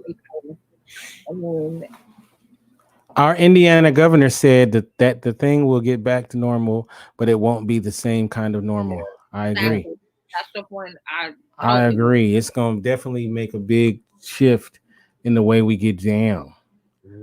And, you know, it is what it is. It is what it is. I'm sorry. And I said that to say this. The reason why China's numbers were as low as it was is because they're accustomed to this kind of thing. And they also are lying. They ain't accurate numbers. Let's sign off and we'll stay on the after chat. Dre, how can we get you social media, and when is your show coming back? So I'm trying to get it back this week, if not next week. So I'm in coordinating with my partner, Albany, to see if partner in the show, not partner in right. How's she doing, by the way? She's doing good. She started this business, Ebby Beauty. Ladies, if you guys want like some very nice natural beauty products, please hit Albany up, because she is like really going hard with this, and she has some amazing products. She even got some products for men that I'm probably going to order and do a review on to help support her business. But yeah, hopefully, if not this Thursday, definitely next Thursday, we'll be starting up our Togetherness podcast. I love it. The show is going to be about maintaining closeness in spite of the pandemic. So it's actually nice to this. That's what's up. And Facebook, the.andre.d.harrison, Instagram, Andre_D_Harrison, and Twitter, Andre D. Harrison.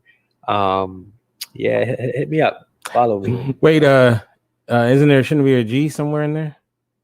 A G? Grandpa. Oh, yeah. I'm a grandfather with a beautiful, beautiful baby boy that I cannot meet yet. Oh, yeah, that's right, huh? But yeah, that's so beautiful though. Yeah, congratulations once again. We'd be FaceTiming, but he'd be sleeping. I already for him. Shannon, how can we get you social media and all that good stuff? Twitter, Instagram, Facebook, Shannon for like the president, Jefferson like the president. All right, and you get me Kente F on Twitter, Kente Ferguson on Instagram, and of course, it's indyradio.org. That's INDY radio.org.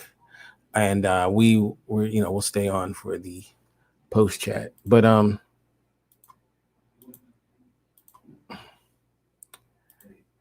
oh man, so many questions. I know they're doing the what's it, Teddy Riley versus Babyface hour. So who would be next? Who would y'all like to see next? Dr. Dre versus Kanye. R. Kelly versus just playing. Did the beats go up yet? Did he do it yet? Who? Swizz Beatz? Yeah, he was first. Okay. Him in versus Timberland. Okay. I mean, there's so many people that you can do. I would do Pharrell and Kanye. Pharrell, yeah, that'd be dope. Pharrell and Kanye, yeah.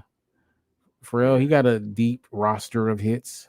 Yeah, it seems like it is a regular thing. I believe they've been doing it 3 weeks in a row now. And Teddy Riley had to do it again. Right. I didn't see it, but I heard they were ragging on him. Wow, I felt bad. I felt bad too, though. But I'm like, how y'all complaining about something you getting for free? Truth be told, right? When it comes to party tracks, Teddy Riley's going to blow Babyface out the water. Teddy Riley's, like Babyface is dope. Right, Babyface is dope. But when it comes to party, right? His whole New Jack Swing created, there's not many people. And as great as Babyface is, when it comes to party, like dance and getting people up, and Teddy Riley is almost up there with King, like the king. Like, so that's why I felt bad, because he wasn't able to really. And he's so talented. That guy got so much talent in his fingertips. Yeah, man. Like, I mean, both of them. Let me, so from Michael to it's ridiculous.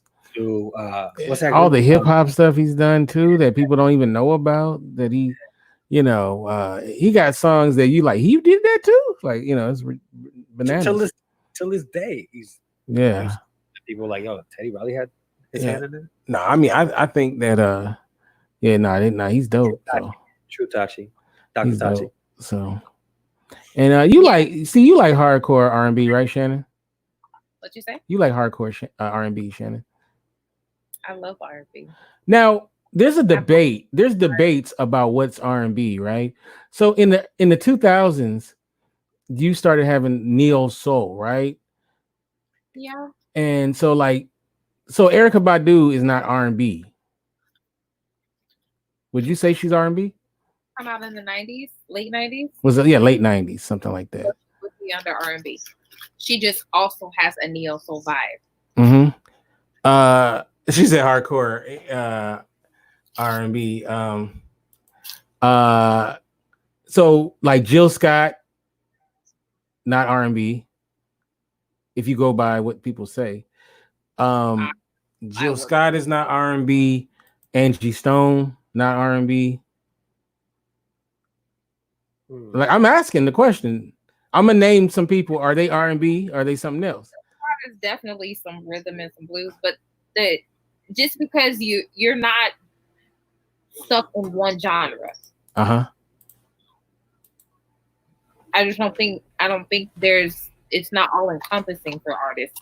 They're multifaceted. Jill Scott is also a trained classical music performer, so she's not just singing about Crown Royal on Ice. She can blow you out the water with her trained classical opera background. So it's like, and other stuff. And other stuff. Now Tyrese is R&B. Yeah. Like Tyrese. He's R&B. There's no doubt about it, right? Maxwell. With LSG. Oh, Maxwell is both R&B and neo soul. He has you can't hold a candle to this woman's work. Okay. Mm-hmm. Now, if you say Raphael Saadiq, because a lot of people say he's neo soul, right? But apparently that's like a dirty word to him. He doesn't consider himself that at all. But Raphael Saadiq's been around for a while, right? Since what, late 80s, I think Tony first came out and dominated during the 90s. Oh, yeah. Yeah. Now Beyonce though is pop. He wasn't there when neo soul was created. He was already in the game. Beyonce is pop though.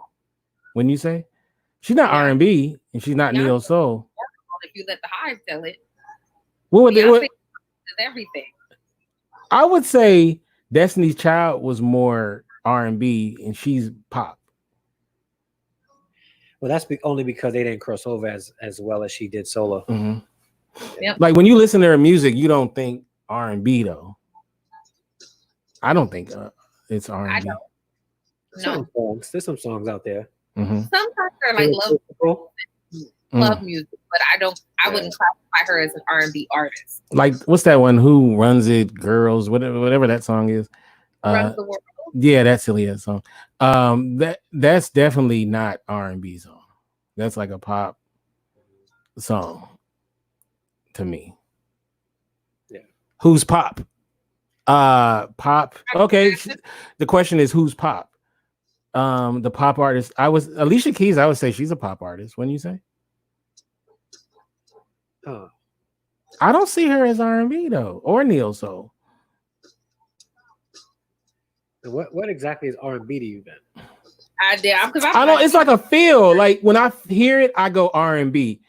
Like Montel Jordan was R&B, right? His first song was pop. Then, if you do that, I mean, it was popular, but to me, it feels like he's an R&B artist to me. Like just because it was popular, I wouldn't say though. Okay, like New Edition's R&B. Even though they were really popular, but no, you know who's R&B? Who? Johnny Gill's R&B. Johnny Gill's definitely R&B. I wouldn't say New Edition's R&B if you're looking at it that way. Bobby Brown R&B. You think so? Yeah, he was R&B. That's an R&B classic album. I would say Belle Biv DeVoe was R&B. That was what New Jack. Belle Biv DeVoe was like the ones that really created that transition between that marriage between hip hop and R&B.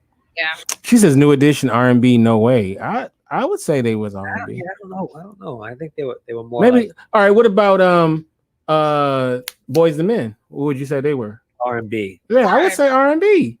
Sure. They from the same vine as New Edition. I would say R&B. Yeah. They also have love ballads and.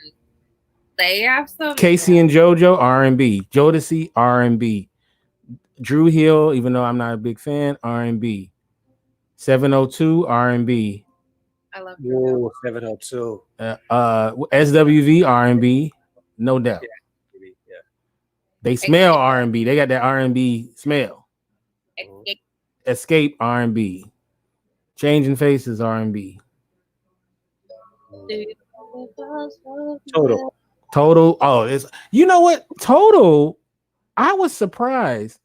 I would look at list of the top voted on R&B groups of the 90s, and Total was like on the top of the list for like most of the list. They were like number one, if not number two. I was shocked. I mean, I like Total, but I don't know if I would put them at the top female R&B group. Would y'all put Total that high? I would. What are we doing over there? Like, I love Total. They were great, but I don't know. Were they the best, though, of the 90s? Would y'all put... Hey, what's up, Steph? Would y'all put Total that high? Would y'all put Total in the top 5 of the 90s R&B female groups? The top who? Top 5. That's top 5. Are they top 5 in the female R&B groups of the 90s? No. SWV, I think would have to be top 2, top 3. I would put SWV. And Vogue is top. In Vogue, to me, In Vogue was my favorite female group of the 90s. Yeah, I think In Vogue is number 1, and then, all right, cool. What about TLC? They're not R&B. Would you say they're pop? Yeah, no, they're definitely pop. They came out the gate with Jermaine Dupri, pop. Like that was their. They wanted that to be pop, definitely. Marisol doesn't know anything about black music, so she's like, I don't know who Total is.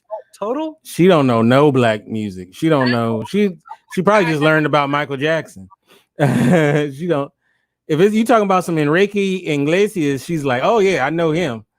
But I'm like, how you grew up in New York and you Puerto Rican and you don't know no black music? Really? There was no black people around? And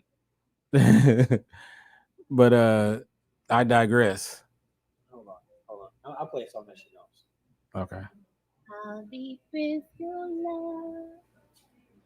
How deep is your love? Dr. Amira. Y'all check her out. She's going live too. She does live shows as well. Make sure you guys check them out. What about you, Dr. Tachi? What you like? What R&B groups did you like? From the 90s, though. From the 90s era. Destiny's Child was more into the 90s, though. I'll be honest with you.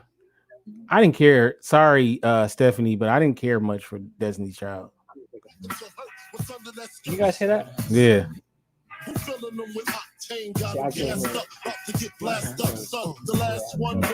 Marisol, you hear it? Is it too loud? You gotta know that song, Marisol. Is it loud? She doesn't know it? Nah. Oh wow. You don't know Destiny's it? Child is okay, but I consider them more 2000. Yeah, they're more 2000s to me. And I never did like. I didn't like their hateful ass music. Yeah, that's Total. Yep. I didn't like their hateful ass music though. Not Destiny's Child. Yeah, they're more 2000s, but they were like in the back end of the 2000s. I mean I'm sorry, 90s. The 90s, like 1990, literally. They started 1990. They didn't pick up mainstream attraction until the end of the 90s. Talking about Destiny's Child? Yes. Were they really? Oh, and Biggie? Oh wow. I didn't realize that. The group started in 1990 in Houston, Texas. But I did not know that. Their first big songs, I think, was probably like 97 or 8. Okay. I didn't even know that. What about individual singers?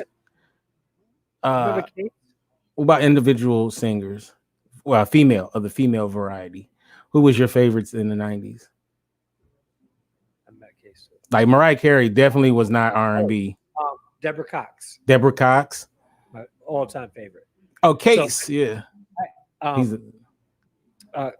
Beyonce was in Case's video. Uh-huh. Yep.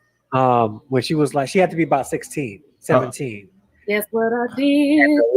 And the love interest in that video. I was like, oh, she knows Deborah Cox. Oh. Yo, Deborah Cox is dope. You know Deborah Cox? Shantae Moore. Who don't know this song? Just act like. I think Shantae Moore is underrated as a vocalist. Kenny Lattimore. Yeah. Kenny Lattimore. Yeah. I just seen him on a I guess it was a PSA for TV One or something. Is he doing something with TV One or something like that? Yeah, he just got married, right? Oh, see. I think he just got married too. Kenny Lattimore. See, but the ones that dominated were the men, though, right? So, there was there's tons of great male groups from the 90s.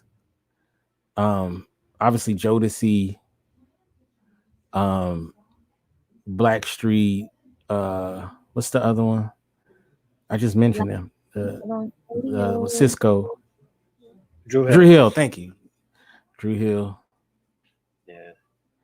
And then, Cisco was a big solo artist But he was more they were 2000s. 2000s, right? With Thong Song, was that late 90s, early 2000s? 90s, because they came out with Into the Drew. I think that was 1998. Mm-hmm. Yeah, so that's like the back end. Yeah, first album. Yeah. Brownstone. Yep. Of that, they were amazing. Yeah. Man, listen.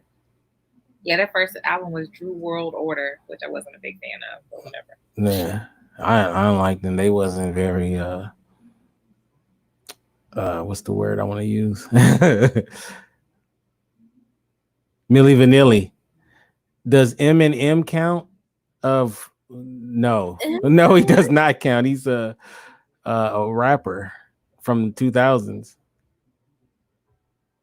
Milli Vanilli, they were definitely pop. Yeah, but they were also definitely frauds. Yeah, their story is actually kind of sad if you actually hear their story. You know, for sure.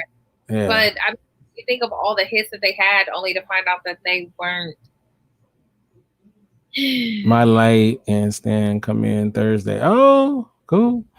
What was who'd you have a crush on when you were a young lady as far as musicians? Did you have any crush?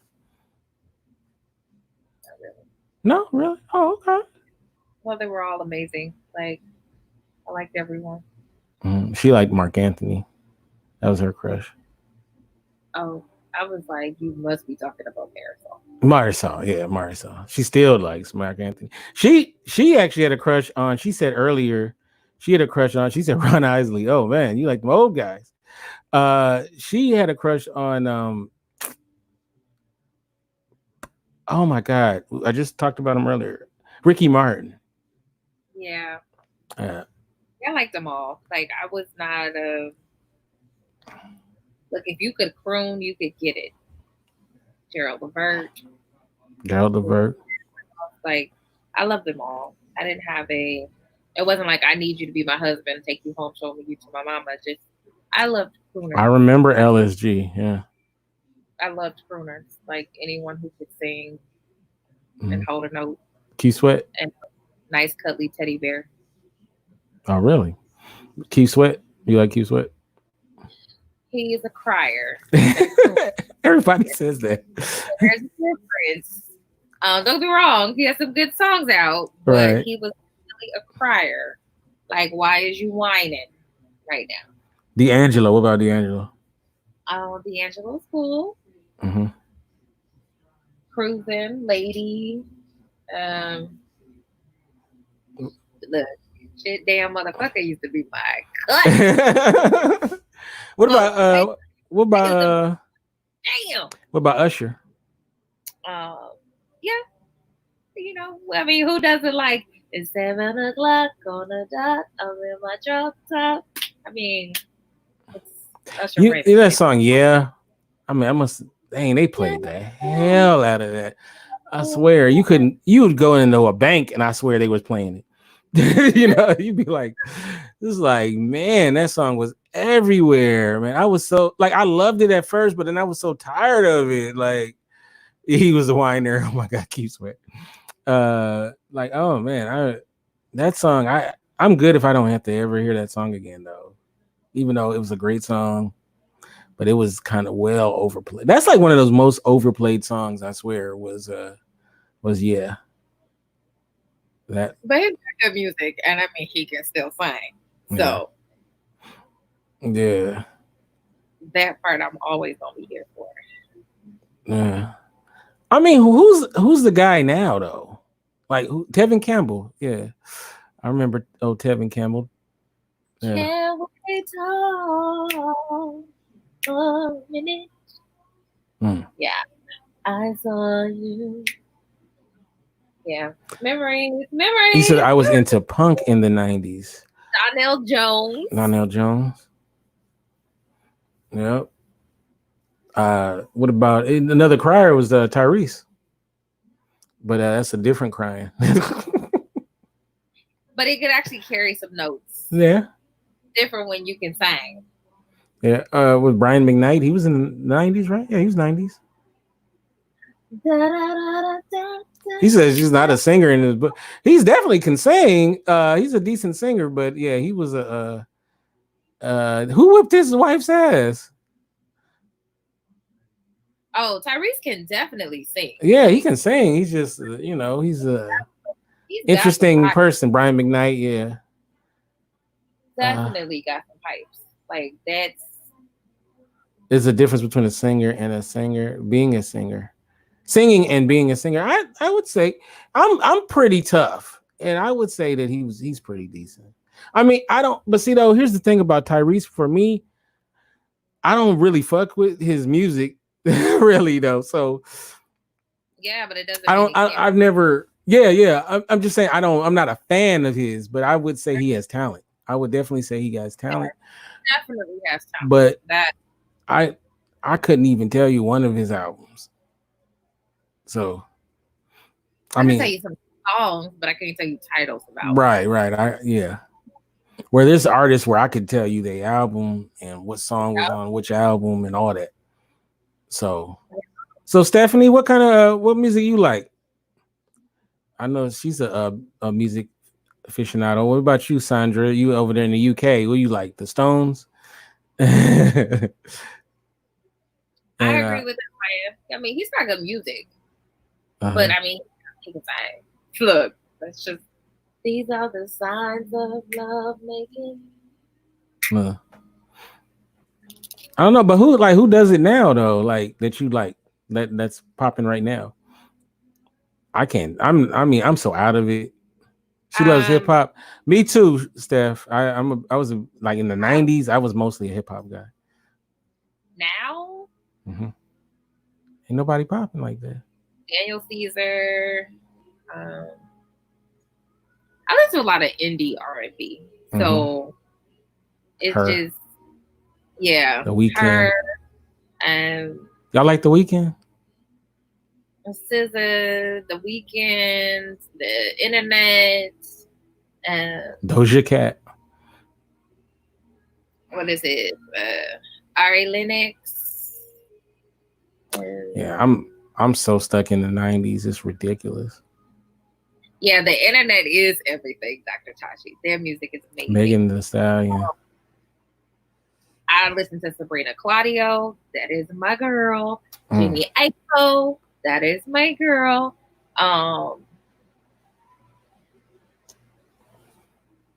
Like,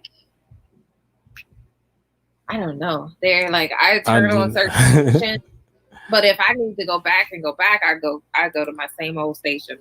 Anita Baker station. That's where you can find me.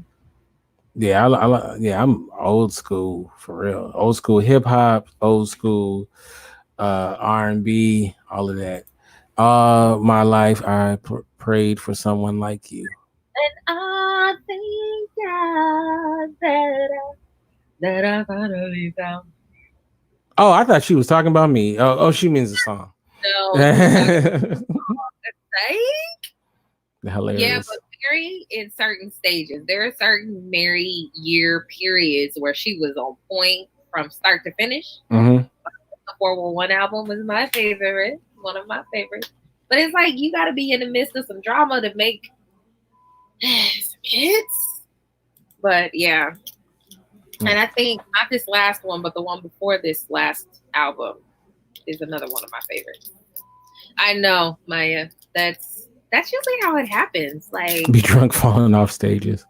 Some folks, and they got you writing all these hits. I mean, Taylor Swift said all her hits came from failed relationships. Anita's my auntie in real life. She doesn't know it yet. Hilarious.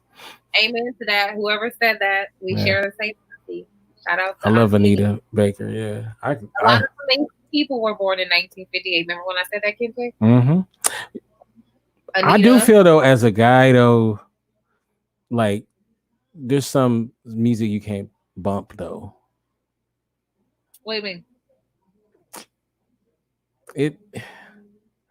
Look, like what? It's as a dude, you can't bump certain things. Like it's just let's see. Like what's that song that I was making fun of earlier by Beyonce? The Who Runs This World Girl. You would look so weird as a guy bumping. most Beyonce songs you can't bump. It would be bizarre as a man unless your woman is in your car. Just if you were at a light and you look over and this guy's like he's all singing along, who is this? Come on, that'd be kind of that's kind of a pause moment though. But I mean, everybody's allowed to like what they like, and I don't think that it should be tagged or labeled feminine or masculine, or specifically for women or specifically for men. Because I mean, how many women croon to songs that men write about women? But it's all right though. I mean, it's a double standard. Yeah, but you don't have to live it out. I'm just saying it just be weird. I'm not saying it's right or wrong. I'm just saying it's bizarre. For you. You don't think so? No. You wouldn't be a little questionable. You wouldn't question a little bit. Now, if you over there talking about I come home and take my bra off, I'll be like, say what? I'll be like, let's unpack this. You need to start telling me some things because I thought I knew you better than that. That's how that would go. See what I mean? No, he says Blondie did the front, me in drive through convertible. I'm a Barbie girl cranked on stereo. Hilarious. All the things your man won't do. All the things your man won't do. Yeah. Joke. Nah, I'm like, yeah. Giving us a playlist. You want us to sing these songs? All of the things your man won't do. Oh yeah. It just would be so weird. I see guys singing it to Beyonce. It's in fun. Okay, but what kind of guys are they? Like, what kind of guys are they really? You know, I don't get hung up in that. Like do what you want. Irreplaceable. All right, that's a good song. You could bump that. Now, if you over there dressed up in my underwear singing Beyonce, then I need to talk to you. Yeah, it's not the most masculine loving type songs. I'm sorry. Some people like Beyonce. I mean, she cool. I'll be honest with you. I ain't a real big fan of hers, right? So, I mean, I don't dislike her or nothing like that. But it's not like I play her music like that. You know, like, but it just doesn't seem like it's for me. You know what I'm saying? So, like Irreplaceable is a good song. It's a good song. But I don't see myself bumping Single Ladies. You must not know about me. That's a cool song, Irreplaceable. But Single Ladies, though, that'd be weird to be like. You wouldn't question the guy though. You saw him at the light, and he's like, "Oh, the single ladies." You wouldn't question a little bit. That'd be a little weird, well, wouldn't it? I mean, before I let you like, don't give me some, baby. I've been thinking. I mean, I would probably have a pause. See, that's what I'm saying. But that's what I'm saying. Question his masculinity as much as I would be questioning if he was into me.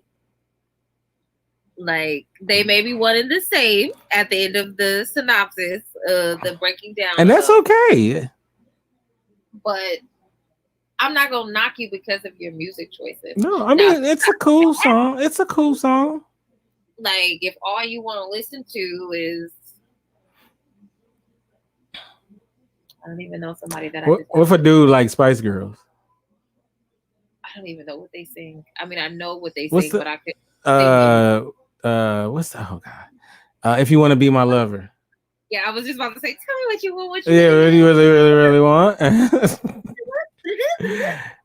If he's like always bumping that around the house, if your man is always bumping that around the house, I think it would start out being comical. I would be like, okay. It'd be different. It's like on a mixtape of a bunch of songs from that era. But if he's like constantly like, Spice World, he got Spice World on, Yeah, because I would assume that he's gonna have on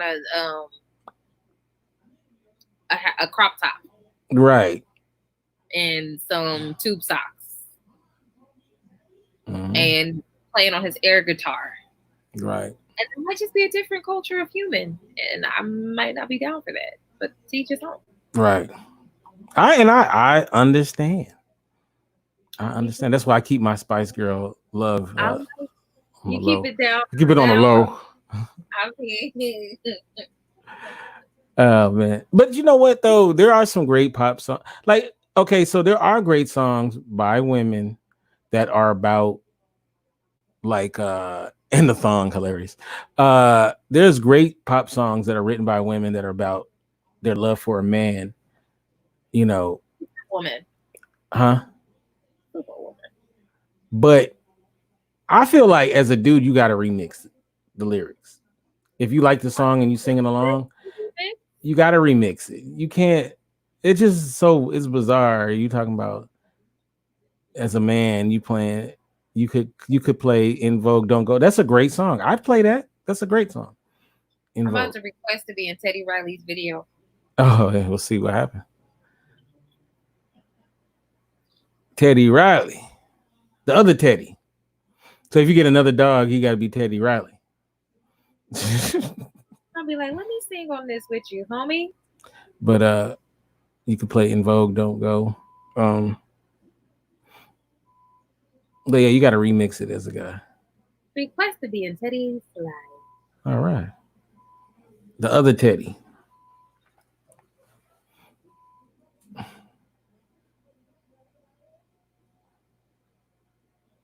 Uh-oh. Let's see. What'd he say?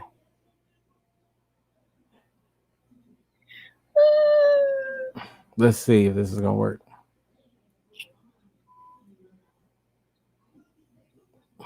All right. Oh, man. So this week has been crazy. Well, I guess it was last week. So we're on a new week now. But I don't know. I feel good. I feel great. I feel like every day I wake up and I feel good. I'm mad at Teddy's hype, man. Hilarious. I feel like every day I wake up and I feel great. It's a win. You know? Why is it Shannon Ford Jefferson? He won't know how to add you. Hilarious. Who said that? D says that you want they're talking about Teddy Riley.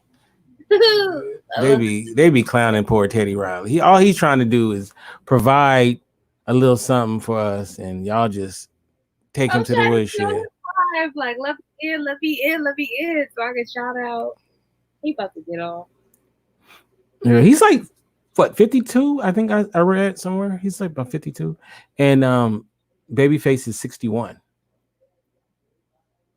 No, Babyface just had a birthday. April 10th, 1958 was his date of birth, so he just turned 62.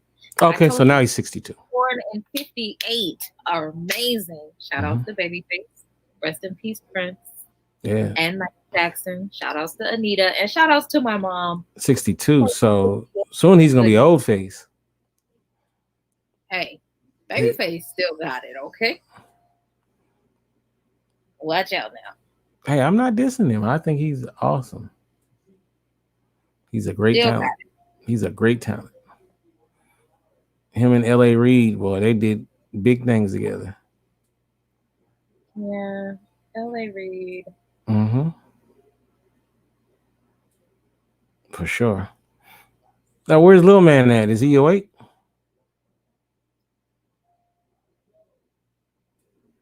It looks like he's asleep. Oh. He must have had a hard day at work. He did it. So, what do you do the most to spoil him? I mean, do you give him? He probably has a million toys. Not really. I mean, don't get me wrong. He has a lot of toys that are still in packaging because he doesn't chew through toys. Mm-hmm. You know how dogs destroy toys? That's not Teddy. The reason why his toys are destroyed is because when I take him to the office, the other dogs get a hold of them, and I be having to snatch them out their mouth. I be, you're not about to destroy my dog's chew toys because he's had them for his entire life. Oh wow! And they're not broken yet.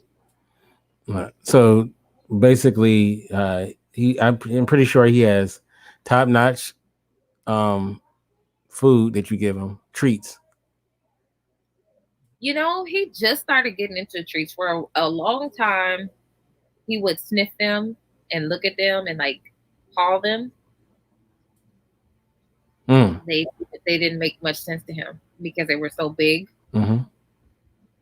But now, yeah, he'll sit down for a treat. Can he do tricks? No, but when he talks to you, he puts his paws on your hand. Like helping you. But I didn't teach him that. That's just what he's always done. I don't know, like that'd be the fun thing. Shadow destroy his toys. Hilarious. That'd be a fun thing to do though, is teach a dog tricks and stuff like he was staring at. Oh, look, there you go. Look at that, man. Look at him. Nope. Look at that. Look, man, that's a handsome young man right there. Yeah, look at him. He don't give you no problems. No. No, I'm a good baby. He sure is. You really lucked out. You did a good job picking him. Thank you. Yeah, he's a good one. He's well behaved. Get off my bed though. I'm gonna put you back on the floor. Okay, you got a shiny coat. You take good care of him too. I do. I try. Yeah. He's spoiled. He looks spoiled too. Whatever shampoo my previous dog had, so I had to live it. Now you take good care of your dog. Yeah, he's like, I'll stick with her. I'll do all right. I mean, he's spoiled when he go to work because they were like, "Oh my gosh, can we have him?" Yeah, for the 2 minutes that he's gonna be out there looking for food on the ground. He's gonna run back in the office. Sure. Yeah, he's quiet. He's quiet. I mean, man, he's like a ninja over there. Yeah, he's always quiet. He's well behaved.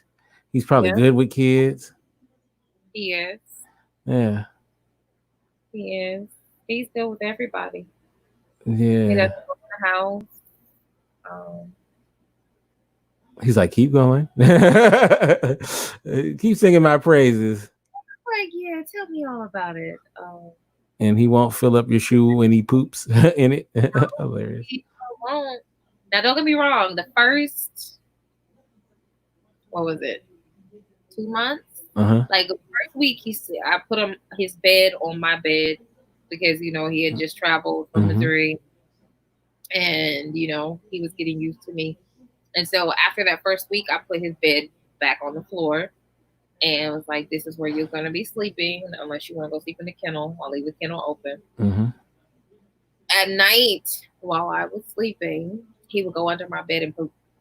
Oh. Every day. Oh, wow. And that's when I had a California King. I no longer live there. Right. Earlier videos. But one day I was down there moving some of my winter bags. And I was like, did you really go to the back of my bed and poop? Like, it was like a little army of heroes.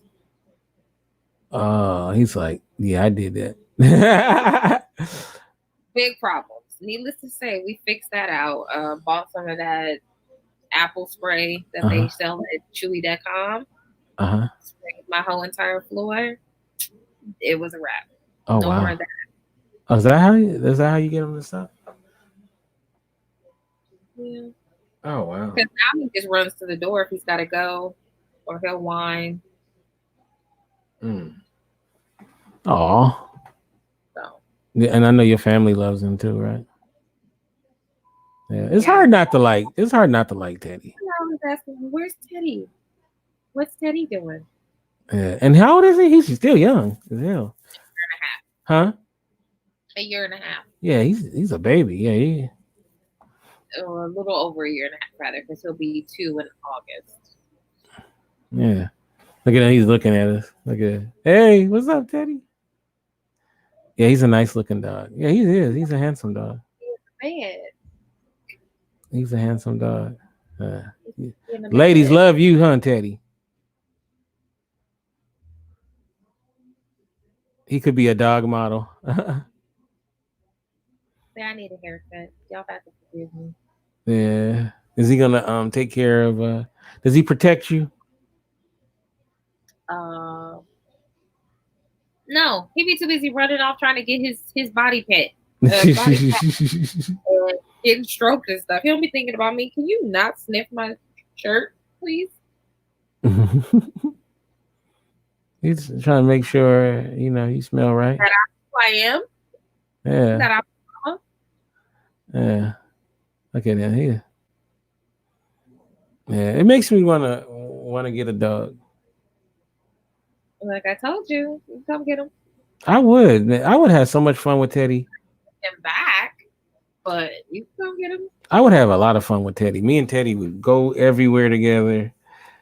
Because like in LA, you can take dogs everywhere. So I will pack his bag. You just tell me when. Yeah. I could take him everywhere in LA. Like I said. There's no rules against pack his bag. You just tell me when. Look, I'll be doing a show like a James Bond villain, but instead of a cat, I have Teddy. I'll be like, he is ready to go to sleep. So say goodbye. Yeah, he always sleepy. Why are you always sleepy, man? He isn't. Like when I come home, because I've been working. I work overnight the weekend. Mm-hmm. So when I come home, I leave him to his own devices. I hear him eating, rolling his toys on the floor. I'll be asleep. I don't have time for that. Do what you want to do. Oh, I can have him take out that possum. Actually, the possum was bigger than him. That's what I'm saying. He won't.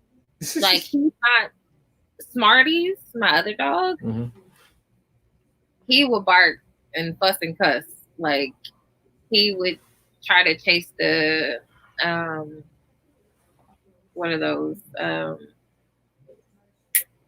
not geckos. Anyway, he would chase them off the seawall when we lived in Miami Beach. And I was like, they're all bigger than you. I don't understand why you think this is even okay. But they were scared of him. They fall in the water. This one, he won't be everybody's friend. He's like sniffing. I love his demeanor. Sniffing the chickens. Wanting to say hi to the roosters. I'm like, what are you doing, dude? I'm about to fight this rooster because you're trying to get at him. I love his demeanor though. He has such a chilled demeanor. Oh, he's calm, cool, and collected. Yeah. Reflective of the owner. And you take him to church too, so. I do. So he's a Christian dog. He's filled with the Holy Ghost. That's so cool. Want me a doggy? I want me a doggy, y'all. I want me a quarantine dog. Y'all can have this one for a short period of time. That'd be fun. That'd be so much. But I'd miss him though when it's time to bring him back. Go to bed, baby. I'd be crying. I'd be like, here you go.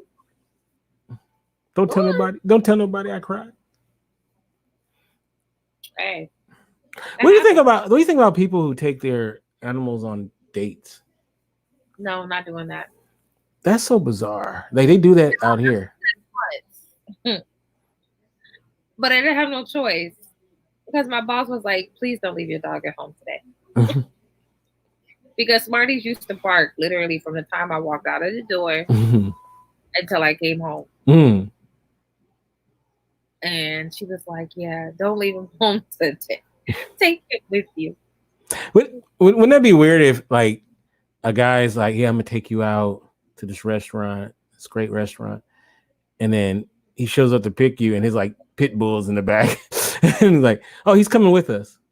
Yeah, no, one side. And you're like, oh, okay. Yeah, Or would it be even crazier if it's like, no, he sits up front. You get to sit in the back. Oh, look, don't do that. And you're at the restaurant and he's like right there at the table. Yeah, I keep him in his bag if we're out in public. It doesn't matter. I don't care where we are. People are like, oh, can you take him out or can I see him? I'm like, I'll open it so you can see him. But I'm not letting him out. Right. Like, they asked me to take him out in TJ Maxx, the employees. They wanted to see him. Aw. So bad. They were like, you have the quietest dog coming in this store. We know where people have dogs. We didn't realize you had a dog until we saw the back shake. Yeah, he's good. He's good. He's like a little ninja. Mm-hmm. Like a little ninja. Your mom likes him, right? Oh, yeah. Yeah. That's her buddy. Oh, that's so cool. That is cool, Shannon. So what you got planned for this week besides work? I said, that's all I do. Just work and come home and spoil Teddy. I don't come home and spoil him. We be at work together. That's true, huh? I keep forgetting. Like, yeah, he be at work with you all of the time. Now, given that we're in a pandemic, we don't have church at church. We have it online.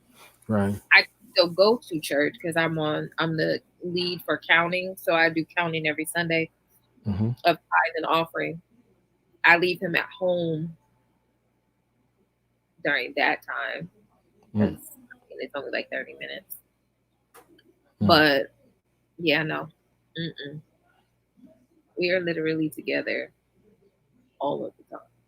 Look, people don't realize. They're like, oh, we're gonna go home and see her. I'm like, I'm gonna go home and see my who? He's right here with me.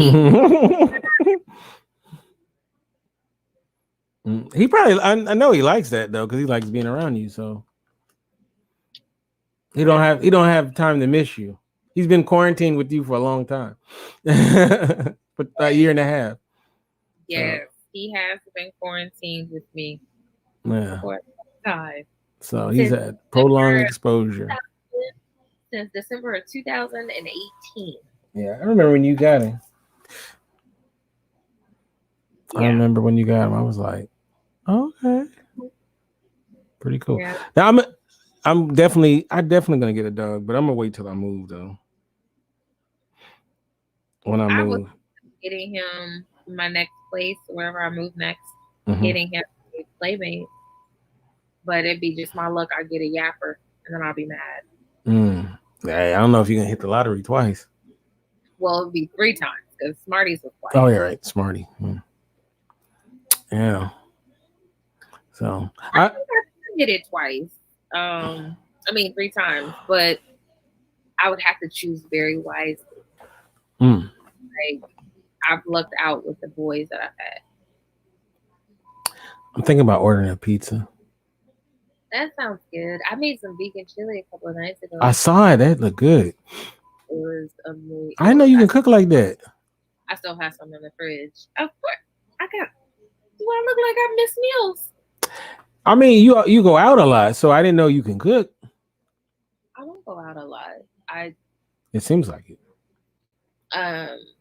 Well, I used to travel a lot, which is probably why it seems like I go out a lot. But yeah, I'm about to make some more fried cabbage, and I'm gonna put some Cajun style andouille sausage in it, and some peppers and some onions, and make some. I'm gonna add that to your dating profile. She can cook. What, food? Yeah. I'll be hungry. So when I send it out to your perspective, I'm gonna be like, look, y'all, she can cook, y'all. Like I be hungry like all of the time. So I'm totally and utterly here for the food. Dudes out here, we're so susceptible to women who can cook. Like you could a decent spaghetti could get a guy's attention here. Because we're just used to women who don't cook. So yeah. They'll be like, you make spaghetti. I love you. I really love you. So. Oh my gosh, I'm about to do shopping tonight. Yeah, I'm thinking about. Where you get your pizza from? I might get it from this place called Marcello's. It's a little Italian place. Sounds good. Uh, Yummy. yeah, they got. I might get some spaghetti too. You're just going all out, huh? Why not? Let me see. Marcello's.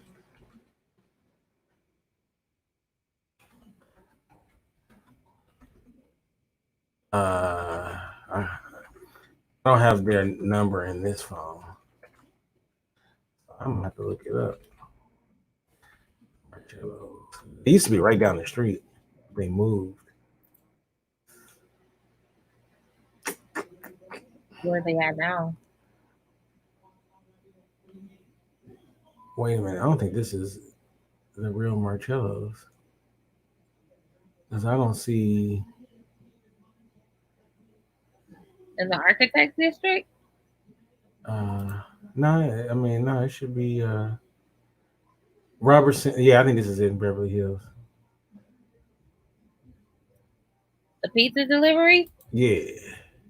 Wait, it closes at 9? That's what it say. Wait. You literally got 50-some minutes, bruh. Wait, this a delivery hours closed. This one closed at 7:45. So it's that one's gonna. What? That's crazy. How you gonna be a pizza place closed that early? Because they're in the middle of a pandemic, and they said. But then that's how you get the money though. Can you cook? Oh yeah, I'm an expert chef. I just don't feel like cooking tonight. That's all I have to do is make spaghetti. Yeah, right. Yeah, guys out here, we just spaghetti is enough, man. We just be so blown away with a woman can cook because women out here don't cook. Man, I'm telling you, like I be hungry all the time. So women just do not cook out here. like pretty, but don't cook. Oh yeah. Like that's why women from the South and the Midwest, they get guys quick out here because guys are just so blown away. Like things that guys in the South and Midwest take for granted, people out here be like, "Wow, you're so amazing." So I need to get my butt on over there. Oh, you wouldn't last long on the market. I'm telling you. You wouldn't last on the market. You would be like, somebody would be like, and then this is the thing is, then they want to put a halo around you. They want to put a halo around you because they're like, oh man, I can't let nobody else know about her. Nobody else can know. Let me lock her up real quick because especially them girls from the South who are really like into the whole comfort stuff, and oh man, dudes out here, we just go nuts over that. They go nuts over it. It's just like, wow, because it's just you're not used to it. You're just not used to it. Maybe your grandma was like that, but But as far as a romantic situation, nope. All the guys out here though are like 5-star chefs. It's like backwards. Like all the guys, like me, friends, we all are like really good in the kitchen. Like experts. I don't know if I believe it. Yeah, Southern girls were raised to be dependent on their husband. Yeah, not I, said the flyer. No, you definitely wasn't raised to be dependent on it, but I'm sure your mother gave you, your grandmother, your mother gave you some wife skills, or helped you get some wife skills. My mother gave me some skills to keep me independent. But you look, okay, let me ask this question. You married, right? You're married. No, I'm just saying, in this alternate world, you're married. And Christmas time, the holiday season comes around. Is your house gonna feel like a holiday? The holiday season is popping. Are you that woman? What's that song by Luther? Christmas time. I mean, I like to decorate a tree, pull out some lights, make some spiked eggnog and some spiked cider. Like if you lived out here, right?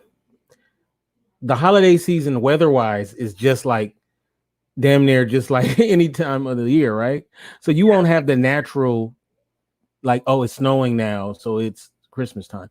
So the way that you get that feel is by the way you adorn your house, by the way you have to almost generate that because you get it naturally in. I'm not putting no snow out.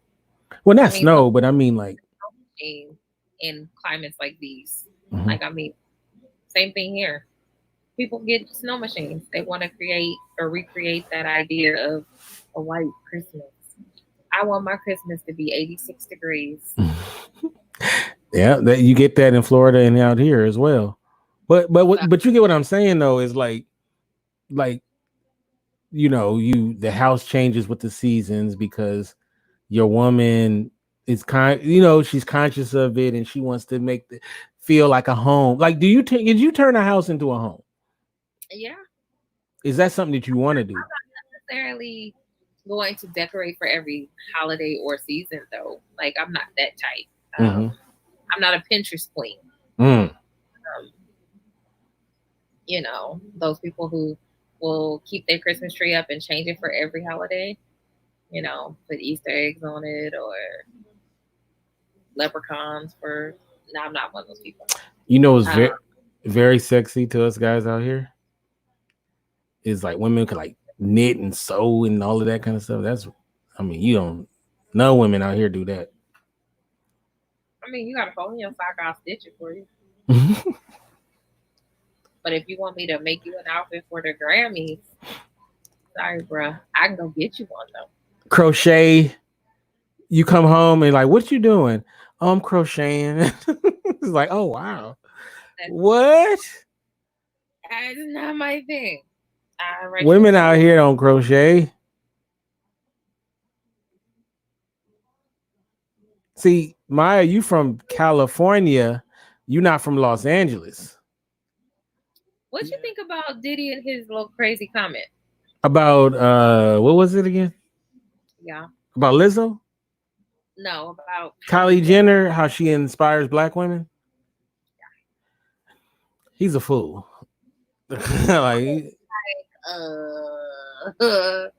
like garbage. Yeah, he's a fool. He's a fool. I don't listen to him, but he looking like COVID.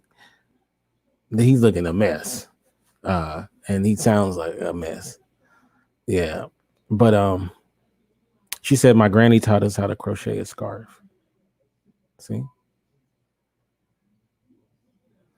Like, okay.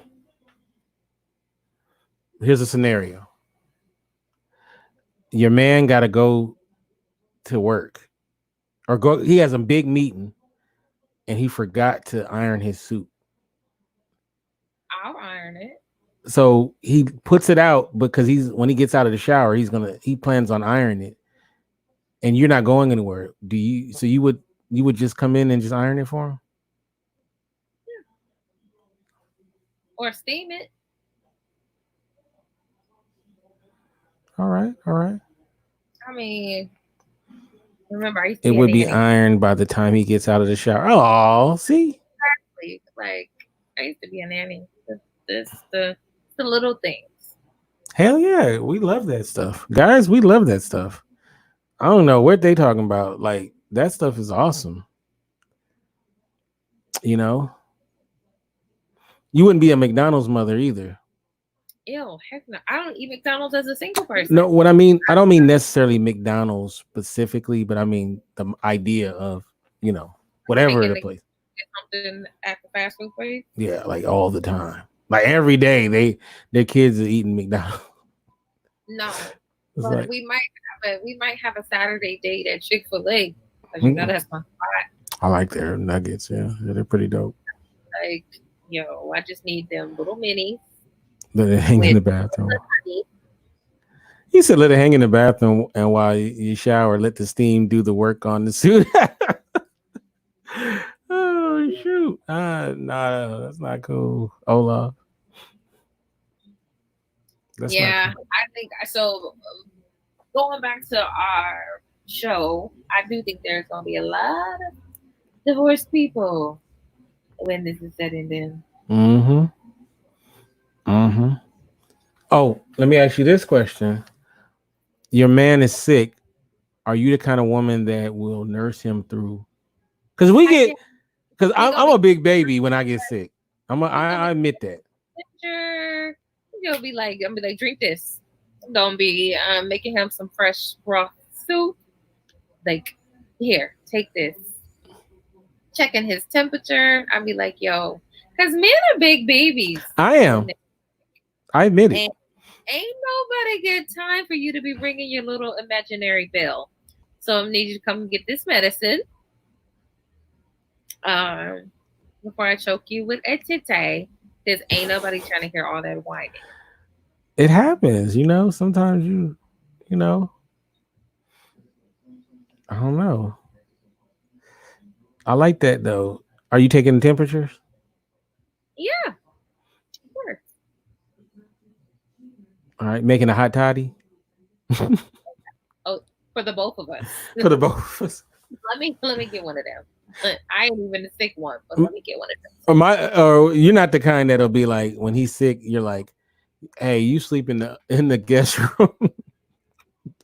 I ain't trying to get your cootie, so you stay in the guest room. I would let them sleep right next to me, but I would put that big body pillow in between us. Face to the east and stay to the east. I had a girlfriend do that to me once. She was like, germs into my she wanted hair. me to be in another room. I'm like, are you serious? That's what I was like. Don't do that. You got cooties, but we can sleep in the same bed. Don't put your feet on me. I can see right now it's sick, so I'm gonna need you to stay on your side, sir. Like this side right here is yours. So no kissing. Did I just? Am I trying to nurse you to health? So now you want to get well and then have to nurse me to health? No. Maybe he might feel like your kisses might bring him out of it. I mean, and I will put a towel over your face.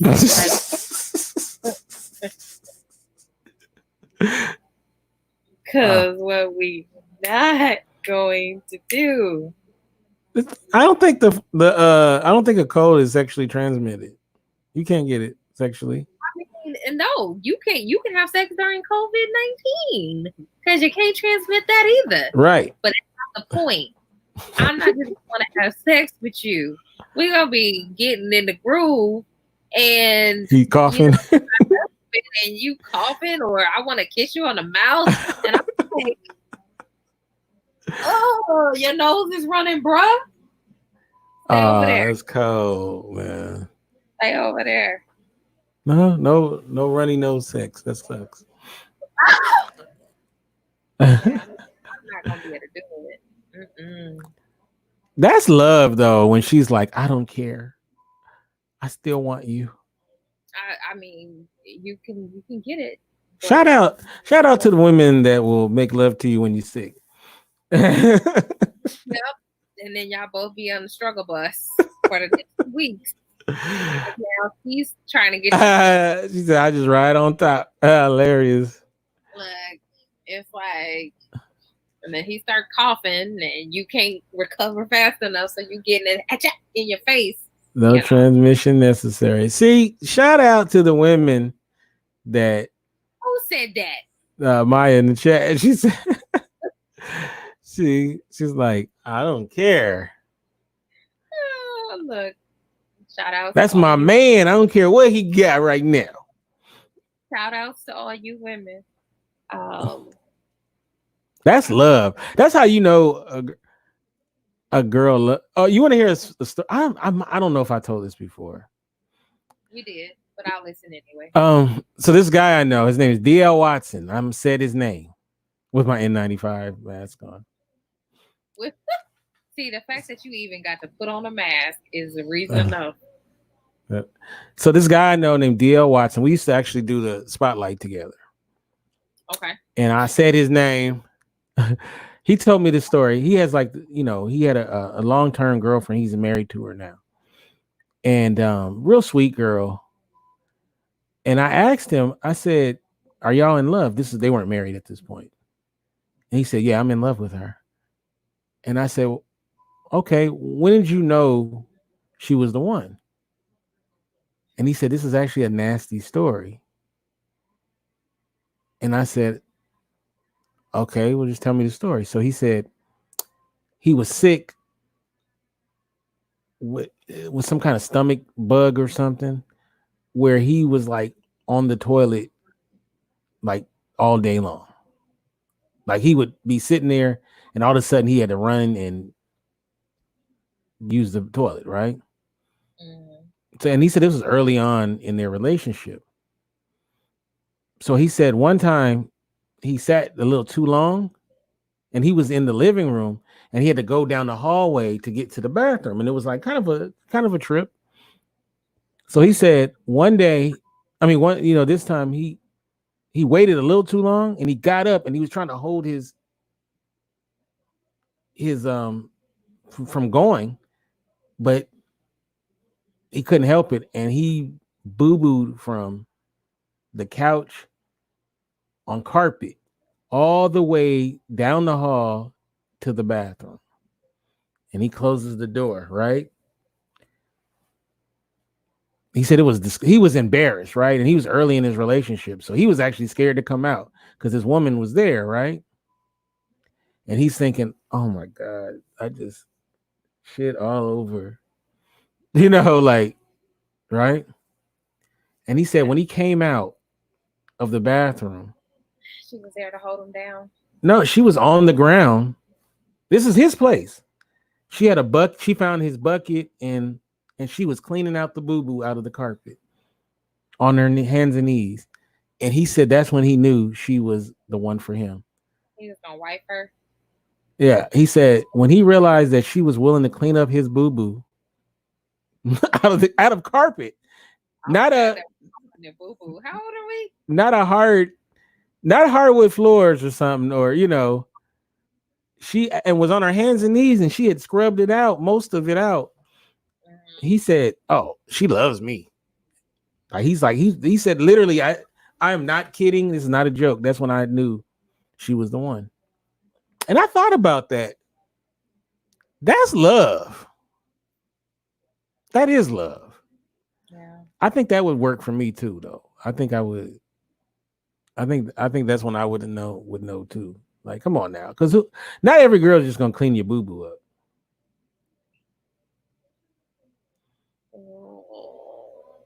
So I'm telling you, ladies, if you want to hook a man, just don't test it though. If you want to lock a man down, I'm just saying. Clean his boo-boo? Yeah. Is that what you're saying? Yeah, that's love. I mean, would you just do that for any guy? No. You have to love that guy to do that. It works though. Clean his shit. I'm telling you, man. Think about if a guy did that for you, wouldn't you think, oh man, he loves me. I'm just not a jump off. Man, I ain't no jump off. Let's get that clear right now. Let's clear the air on that. I tell you, I wouldn't clean up the boo-boo of a girl I kind of like. I ain't no jump off. Real deal, Holyfield around here. Look, I'd be making excuses like I would help, but I'm allergic to shit. So I can't do it. Right. That's real love. Thank you. It is. They'd return to an empty room. I know that's right. That is real love. That is love, man. That's the love we all look for. I would go get them a carpet cleaner. That means you think my shit don't stink. I mean, you know it do. However, you're gonna stick around. Yeah. So, and he even said he felt like she seen me at my absolute worst.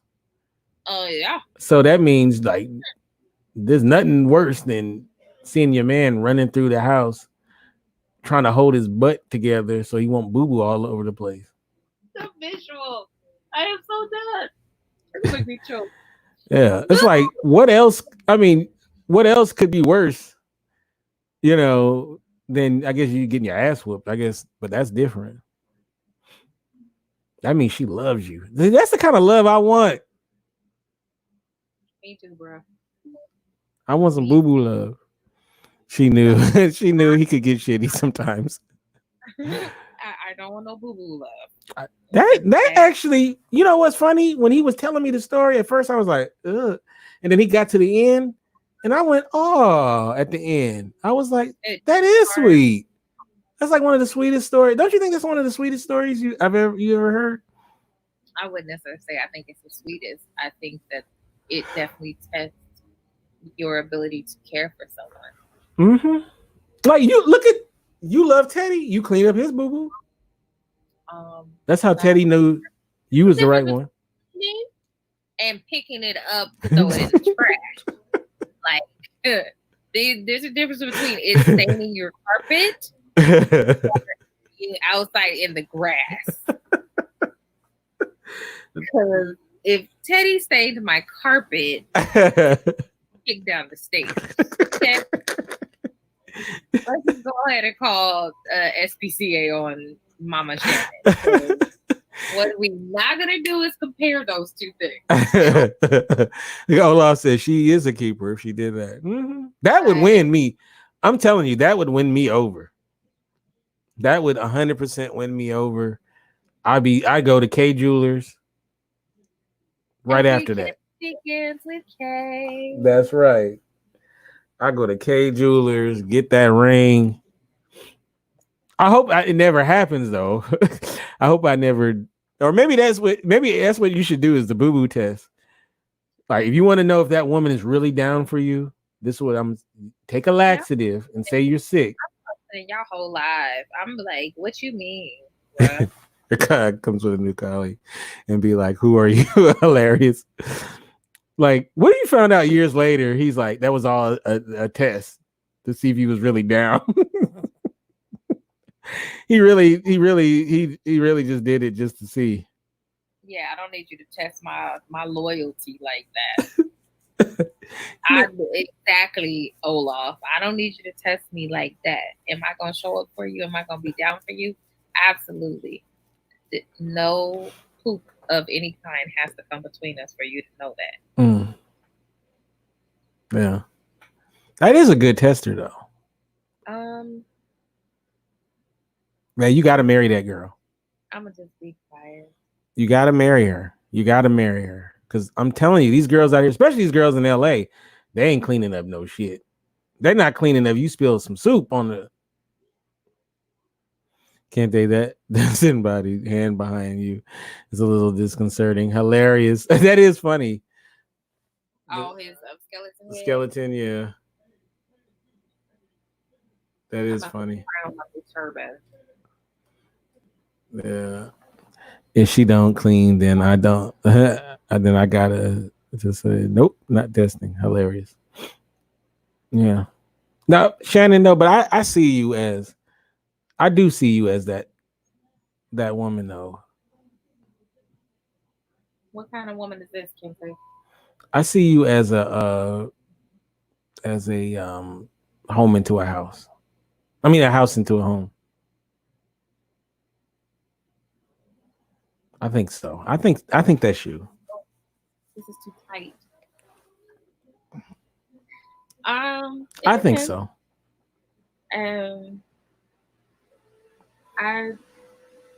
It depends. I think you would definitely do that. You think so? Yeah, I have faith in you.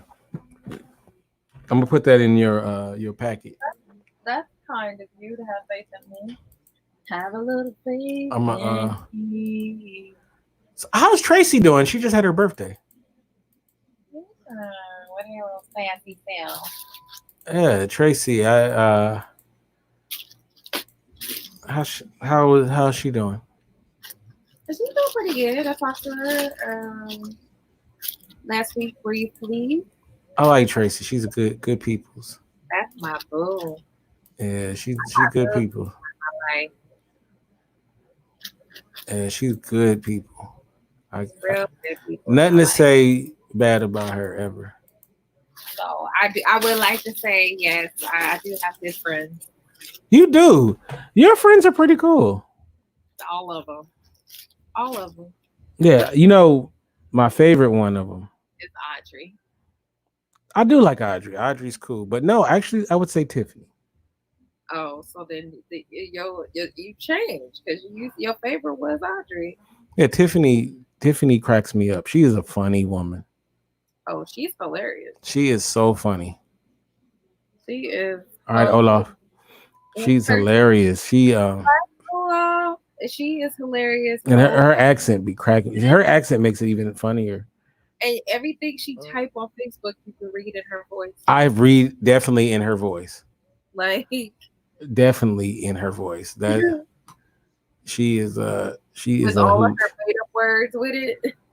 She is a hoot. Like she is a hoot in